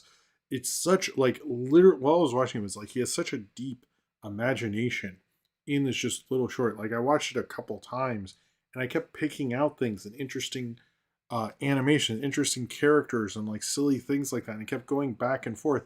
It's just such an interesting. Like Dave Fleischer really was like the great animator, maybe the great animator of his era. And I like Ub Iwerks a lot actually, but like this is just like everything he's doing. Like there's no laziness or like I've done this a million times type of thing. And even if it is, there's so much alive here, feast of the eyes to get into. There's so many like every shot has a gag, or and I would say not just a gag, a really good gag as well. Um, but and stuff like the teeth of the guy comes out and is like this weird motion that I really like. Or like he, instead of, for some reason with the roast duck, he like shaves the roast duck. I don't understand that, but like he does. And then while he's dancing, Bimbo's dancing to the Betty Boop stuff with the duck, and then the duck gives birth, like lays an egg, and then the egg is also a roast duck for some reason. Just all sorts of stuff. Or like the Bimbo is drilling on this thing and then it becomes a train and he drives away. Like I love old animation stuff where it's like just a weird idea that the guy had and like just went for it. It really kind of, you know, you can kind of get into the rhythm of that, but I do love how it goes. Betty Boop, I guess, who's the main reason people like this and consider a Betty Boop cartoon, just sings her song from Bimbo and leaves. She really became herself in The Bum Bandit, which is 1931, which will come out next year in terms of the public domain. But Bimbo, you know, he does take too long to get that dog his food, so I sort of understand his frustration with him and everything like that. I do think he is a very I kind of like this Bimbo, this more lankier Bimbo than the one we're used to. But Betty just sort of plays like this girl at his workplace who he likes and vibes with and dances around with. That's all she really is. Apparently people really liked her. That's what people say. I don't know how they knew that back then, but that's what they say, so I will go for it. But I do really like watching Fleischer Brothers shorts because the more you watch, the more details you can notice within them. And I think this has a lot of stuff within it. I don't know if this is necessarily like a standout short other than it being the first appearance of Betty Boop in terms of the Fleischer Brothers stuff. They made so many things. Sometimes I will watch random stuff and I think there's a lot of cool stuff there. Um, but I did really enjoy this. I think like you kind of the Fleischer brothers have made so many cool shorts. Oftentimes I'll just like run through a few of them and I'll be surprised and some gag will pop out to me. And they kept doing that. Like even like cool designs in the background. This is really like a really smartly animated studio. There was a time where they really were um the best animation studio in the world for a long period of time. And looking at the Disney stuff around this time, they were far and ahead. Were really doing some weird, interesting stuff. Like this would have been the, you know, I think Disney had certain characters and Ub Iwerks is a genius, but I think Dave Fleischer and the Fleischer Brothers Studios were working in a whole different level at this time. I like seeing Betty Boop in this early form. I don't think it shows you like what we like about her later and later shorts and ones I've read and stuff and like her whole ethos and her boop boopy doo. None of that is here. You're just getting a little taste. It's mostly a Bimbo short where he has to work at a crappy restaurant and deal with a whole ton of different characters throughout. And they really do show you different characters throughout. It really did remind me of when I worked at a restaurant and all the different kinds of people there. I think the Fleischer brothers either worked at a restaurant or someone who worked there did, because you can absolutely tell it really has a lived in kind of nice life to it. Even the girls dancing at the beginning and stuff like that. This is a really fun short. I highly recommend it if you haven't seen it. It's in the public domain. You can watch it from everywhere, from YouTube to its actual Wikipedia page now, because it is in the public domain. And I think it was cool that they let them do this, and it's kind of interesting to see an idea develop. And a lot of these ideas, I think a lot of people just develop a thing and then it's out forever, and that's not as fun as it used to be, where you could slowly develop an idea and figure it out. And you can see it, pebbles. You can see in this you can see why the Fleischer brothers are so great. You can sort of get a taste of why Betty Boop would become something, but it just overall what you're seeing is like the real deep imagination of Dave Fleischer and how awesome that was. I think I did that right. I hope I did that right. Anyway, let's do questions. I'm going to do Austin's first for once, and he sort of called me out, but it made me re-go over this, so I'll say it. What was I gonna say? We can just have this go for a little bit. Isn't that cool? It's really cool. I need to get a better shot of it, and there is a lot of Betty Boop merch, but I'm curious if Betty Boop is like, oh my god, what are you guys doing? If Betty Boop is sort of like Mickey Mouse, where I see people with so many Mickey Mouse shorts, and I'm like, have you ever watched Mickey Mouse? Like, do you ever? I wonder that about people. I don't have any proof they don't, but I get the suspicion that they don't. Anyway, I'll write questions below. Sorry, guys. Question below Al Vasquez. I will get to you after this. Questions. Austin asks, "Hey Jim, great show. Happy New Year's and happy holidays. My question is, any update on that anime recommendation list you made last year?" I actually went through Discord and re-looked at everyone's answers and rechecked it and actually made it concise because it wasn't that good. I think the Delicious and Dungeons, what was it called? Delicious and I'll bring it up now. Anime list. Delicious and Dungeons. I'm sort of just catching up on trying to finish 2025 so I can do at least a best of list. It might not be a top 10. It might just be a best of. But that's sort of what I'm working on right now. So I haven't really watched, but I do want to do that Dungeons and Delicious thing at some point. William Adams has a super chat. Have you ever seen One-Eyed Jacks, a 1961 movie directed by and starring Marlon Brando? Is the only one he directed. I believe they almost got Stanley Kubrick to direct that, if I'm correct. I saw it a long time ago. I don't remember ever liking it that much. But it's been a long time, and I was kind of a dumb kid when I watched it. But cheers to you, William Adams. So I believe we're past 60. This will just keep going. Let me get the other Patreon questions. Where are we? I think I need to go in order because of Marcel Torres's final question, actually. So that's why I'm doing it in this order. Nathaniel Fogel, what show do you consider having the worst ending of all time? I don't know if I can't think of like what is the worst ending. I know people said How I Met Your Mother, but I was sort of like fine with it. I don't know if I have like a good answer, to be honest with you. Oh, Stranger Things episode 9. If you watched it, you know. No, I don't actually have one, sorry. Sinram, building on Nathaniel Fogel's question. Oh, I actually didn't read that part. Is there a film that was really good for you until one colossal fuck up of an ending? Oliver Stone Savages with Selma Hayek comes to mind. Colossal fuck up of an ending. That's an interesting one. I actually watched Jay Kelly, and I don't think I'll do a review of it. I didn't think that was a good ending, but it wasn't horrible. I think what am I talking about? What was it called? The Devil Inside, where there wasn't an ending. You had to watch the ending on a website, and the website isn't even available anymore. That is the worst ending I've ever seen of any movie. That was the dumbest idea ever. and the audience flipped the fuck out. It was like I've never seen an audience reject a movie. Why are Pebbles and Nico are fighting in here? Okay, Merzel Toros building. This is the last one. I love that this is like each question. Oh, thanks, Cornbread. Thank you for being here, though. I appreciate that you made it this far. Building on the other two questions, is there a film that was terrific or near perfect, then the song at the end credits is so bad that it ruined the mood? Um,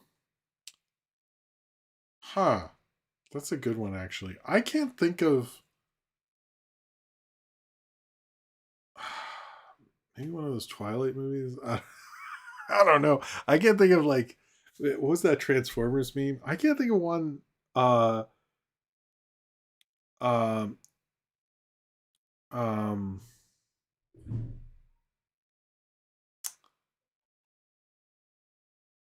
uh, that ruined the mood at the end. Maybe, you know what? The Fast and Furious 7 maybe. I didn't like that song.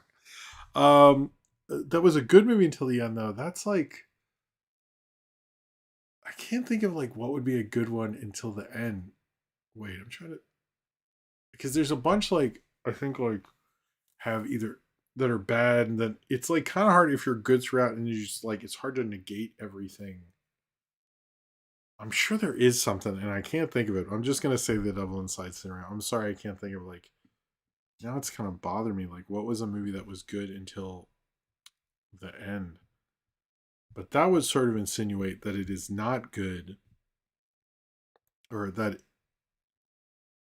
till the end. What would be the bad um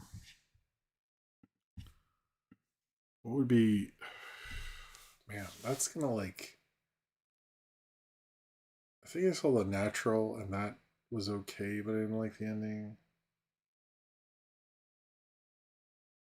I can't think of one that was like good. It was all good and then the end like just destroyed it. Because it's hard to like structure all that and then like whiff it at the end. And I feel like there's something I guess it depends on how you feel about that movie Flight. I thought the ending was interesting, but I know a lot of people hated it. But I think the problem with that movie is it's so reliant on the ending. It's sort of like I don't know. That's a weird movie where like the beginning and the ending are really interesting, and the rest is like whoa. The rest is like flopping around, and then John Goodman shows up. Maybe that, but I can't think. It's like structurally God, there probably is something, but now I'm just naming movies there. Okay, anyway, sorry. Sidram, I tried. I tried. Al Vasquez, how will Professor X die in Avengers Doomsday? I think Thanos will come back and rip his head off or something. I don't know. Sorry, Cornbread, that it took me a minute for the question below. I do get a little sleepy at the end if you haven't noticed. Zane Powers, thoughts on Mr. Beast shit talking anime fans, bragging how he's seen way more anime than any of them and bragging that he's watched every episode of Naruto. Is that true? It's a lame thing he would do, so I believe it. Cornbread, do you remember last year where I went off about the Duffer brothers and said, just waiting for the Ruther style wake up for everyone, and you were shocked? Was I a Duffer hipster? Is this my curse? You were. You were right. I don't think they're as bad. I think they're able to direct things to work, but I was like thinking like it's weird they didn't do anything between seasons. Like I always thought like regardless of how you feel about Christopher Nolan, like him doing movies between the Batman movies was a smart move, both artistically for him and like building up his name as a director. And it's weird that like no one has done that since. And I'm like, why? Like, it seems like he left you a good blueprint, and you just anyway, whatever. Question: have you thought about checking out Fallout? No, not really. I'm sorry.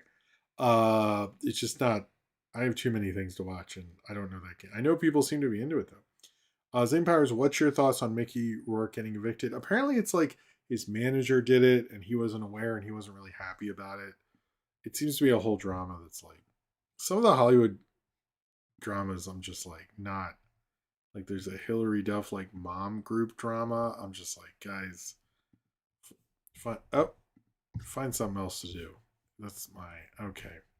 YouTube's fucking up, so I gotta go. Um, go back up. Man, I forgot Cornbread was right about the um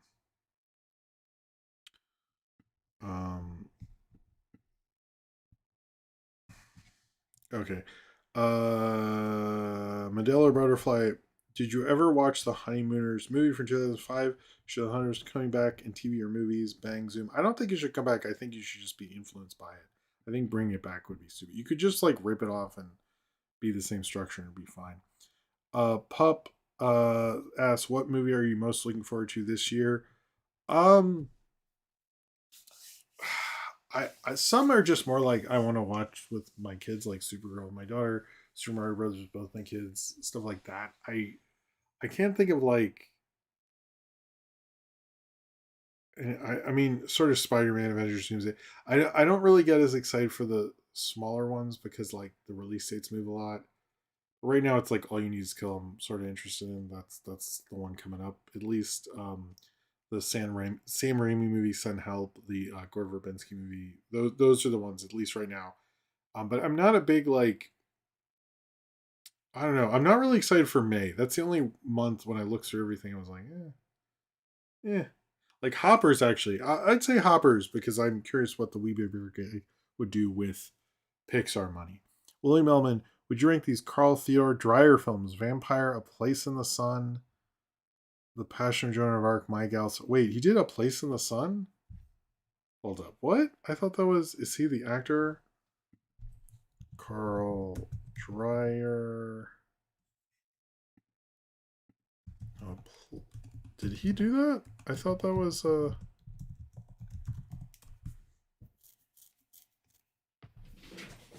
thought that was a George Stevens movie. My bad. Anyway, I like Place in the Sun. It's a weird flow movie. I probably go Passion, Joan of Arc, Vampire. I'm not sure about Place in the Sun deal wise, but even if it's the 50s one, I put it there. And I don't think I've seen My Gal Sal. I'm pretty sure. Cornbread, do you know Duffer about Stranger Things? Is this correct? Is this my thing now? It is. It is.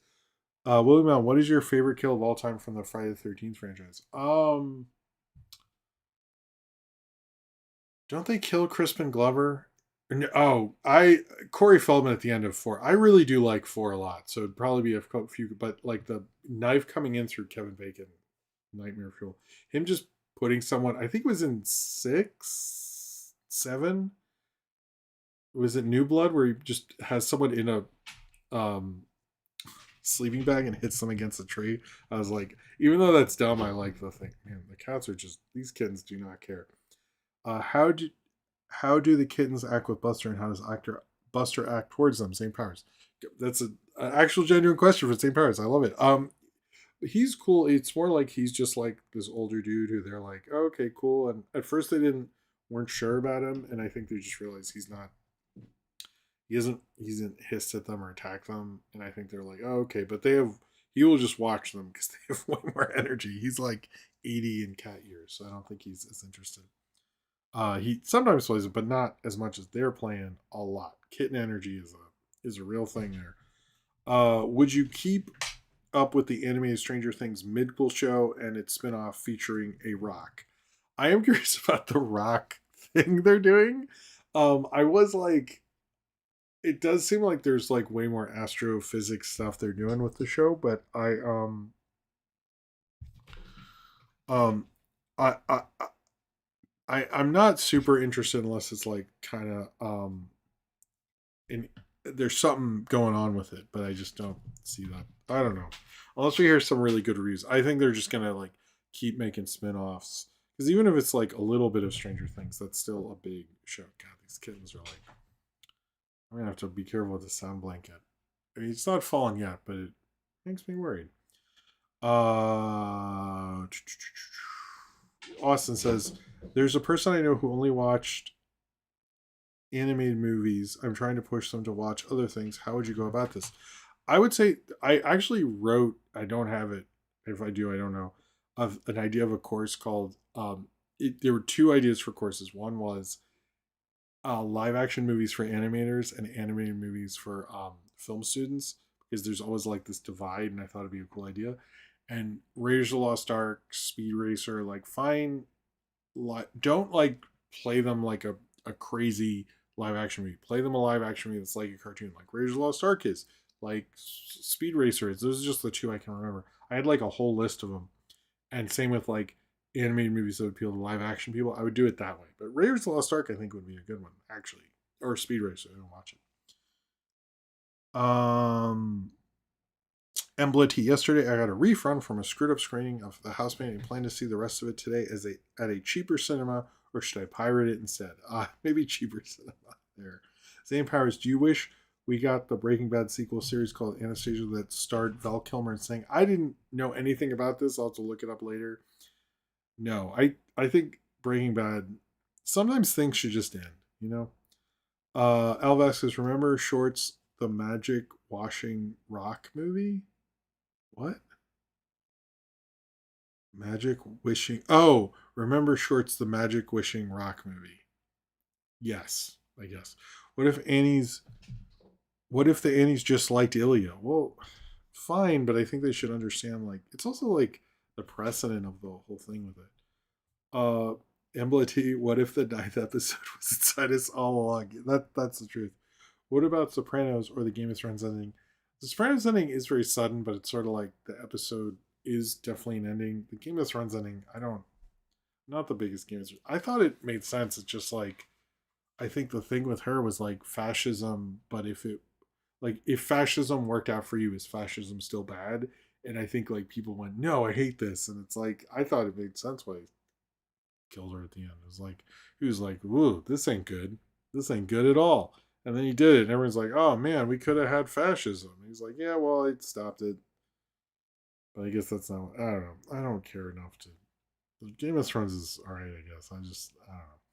You mentioned being excited for the coming 30s public domain inductees. Do you, off the top of your head, know what you're looking forward to the most in 2027? If the Public Enemy is 31, I think all the 31 William Wellman stuff, which I think is like Other Men's Women or something. There's a bunch of, but The Public Enemy is the big one. That's a favorite movie of mine, and I might even just like maybe I should make a public domain channel and do that or something. Question: if Pan brought back 2000s nostalgia, what nostalgia did you bring back? Nothing. Maybe 30s nostalgia, mid 90s nostalgia. I did answer your Professor X question, I thought. Maybe I didn't. Maybe it's all inside my head.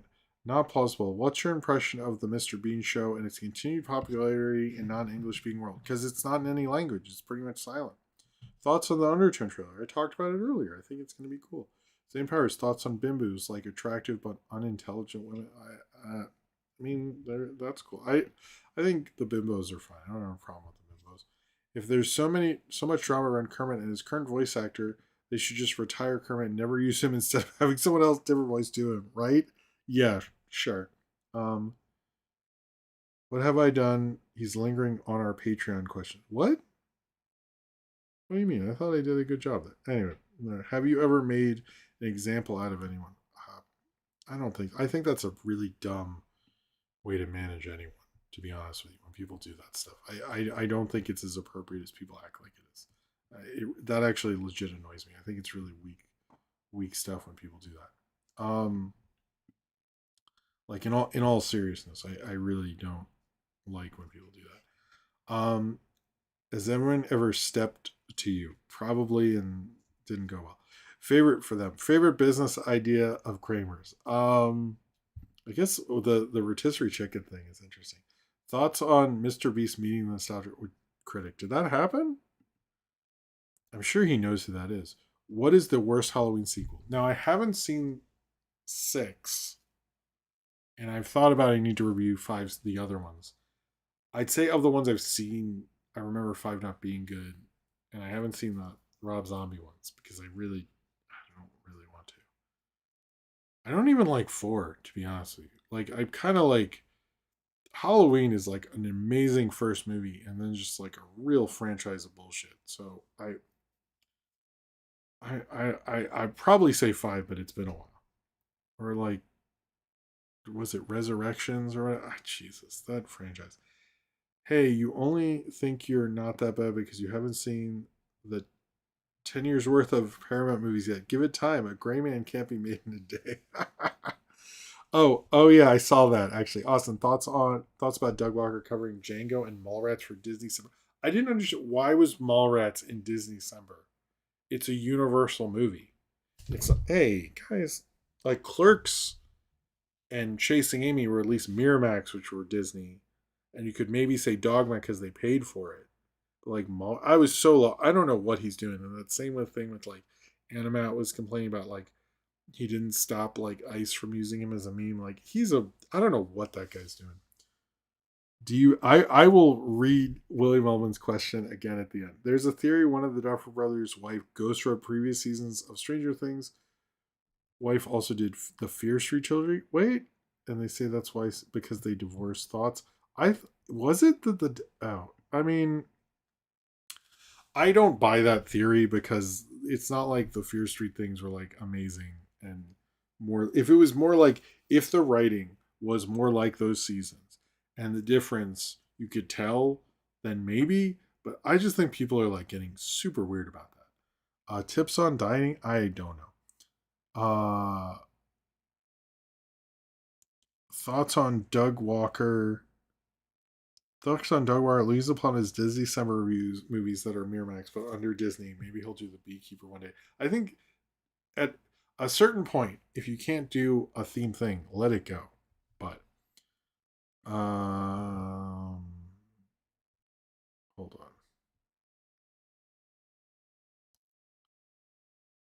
on. Nancy Drew is free. It's public domain. Original Nancy Drew. The Shadow radio play.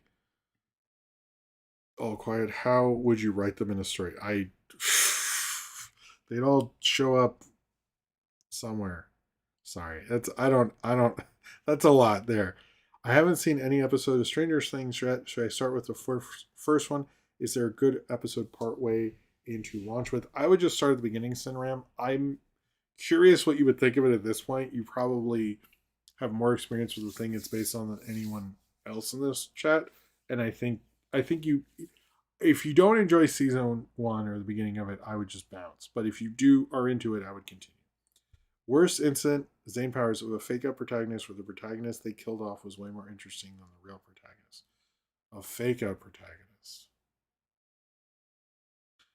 Maybe Samuel Jackson and The Rock and the other guys. They were pretty cool. Al Vasquez, are you tired of the Stranger Things questions, understanding the pain that Duffer Brothers had to suffer this past week? Sure. Did you just make an example out of me with that answer? I absolutely did. I'm full of shit. What about Alien Resurrection? I mean, I don't know that one as well. So question follow up. Good pick actually. The William Allman ones are the Public Enemy, Night Nurse, Star Witness, and Safe and Hell. I think there are others, but those Night Nurse and Public Enemy are two big public. The early 30s like pre-code stuff can get really interesting. So I'd be cool if like people rediscover that stuff actually. Let's see. He also he did Tom Holland's standalone spot. Jesus. Doug Mini straight up made a mistake and thought every Kevin Smith film was Miramax, but he already had the whole thing done, so just put it out anyway. But it says Gramercy Pictures. It's like he doesn't give a shit. Anyway, I don't like that guy. Anyway, all right. I think that is it. I want to give it a thank you all for being here and thank you for putting up with my nonsense.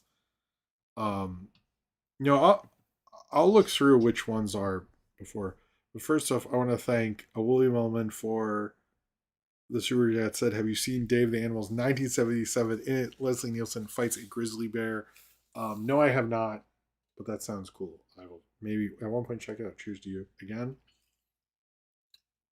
But I want to thank everyone for a super chat tonight. That would be Black Say Action William Ullman, Austin, Daniel Fogo, William Ullman, Austin, Daniel Fogo, William Ullman, Modelo Butterfly, William Ullman, Sinram, William Ullman, and William Ullman. Thank you very much for your support. Cheers to you. I very much think there will be a video tomorrow. I hope so. I'm sorry. Last night I had to shoot a ton of stuff, and I just It just was like too late, and I knew I had to get up early and do the stream, and I was like, this is not. Hey, don't know what to say, but Happy New Year's again, I guess. Thank you, Blood T. Thank you. Cheers to you, man. Cheers to you. But I'm excited for what's gonna come up. Before it just like holidays and stuff, but there'll be cool stuff coming. I didn't talk about the throwbacks at all. There'll be stuff coming there. The 10-year anniversary of Norman of the North is next week. I'm hoping to do something with that. Thank you all for being here. Thank you for being so cool. Um, I will see you all next week. Be good to each other. Take care of yourselves. I know this world is crazy. I didn't talk about that at all, but it just, this world is nuts and it sucks. But y'all have a great weekend. Have a good time. See a cool movie. Maybe see Alphabet City. It's really good. If I can find a link, I'll post in the Discord, hopefully. Have a good night, and I'll see you all next week. Peace out. Goodbye. Subscribe if you would like to, and see you later. All right, cool.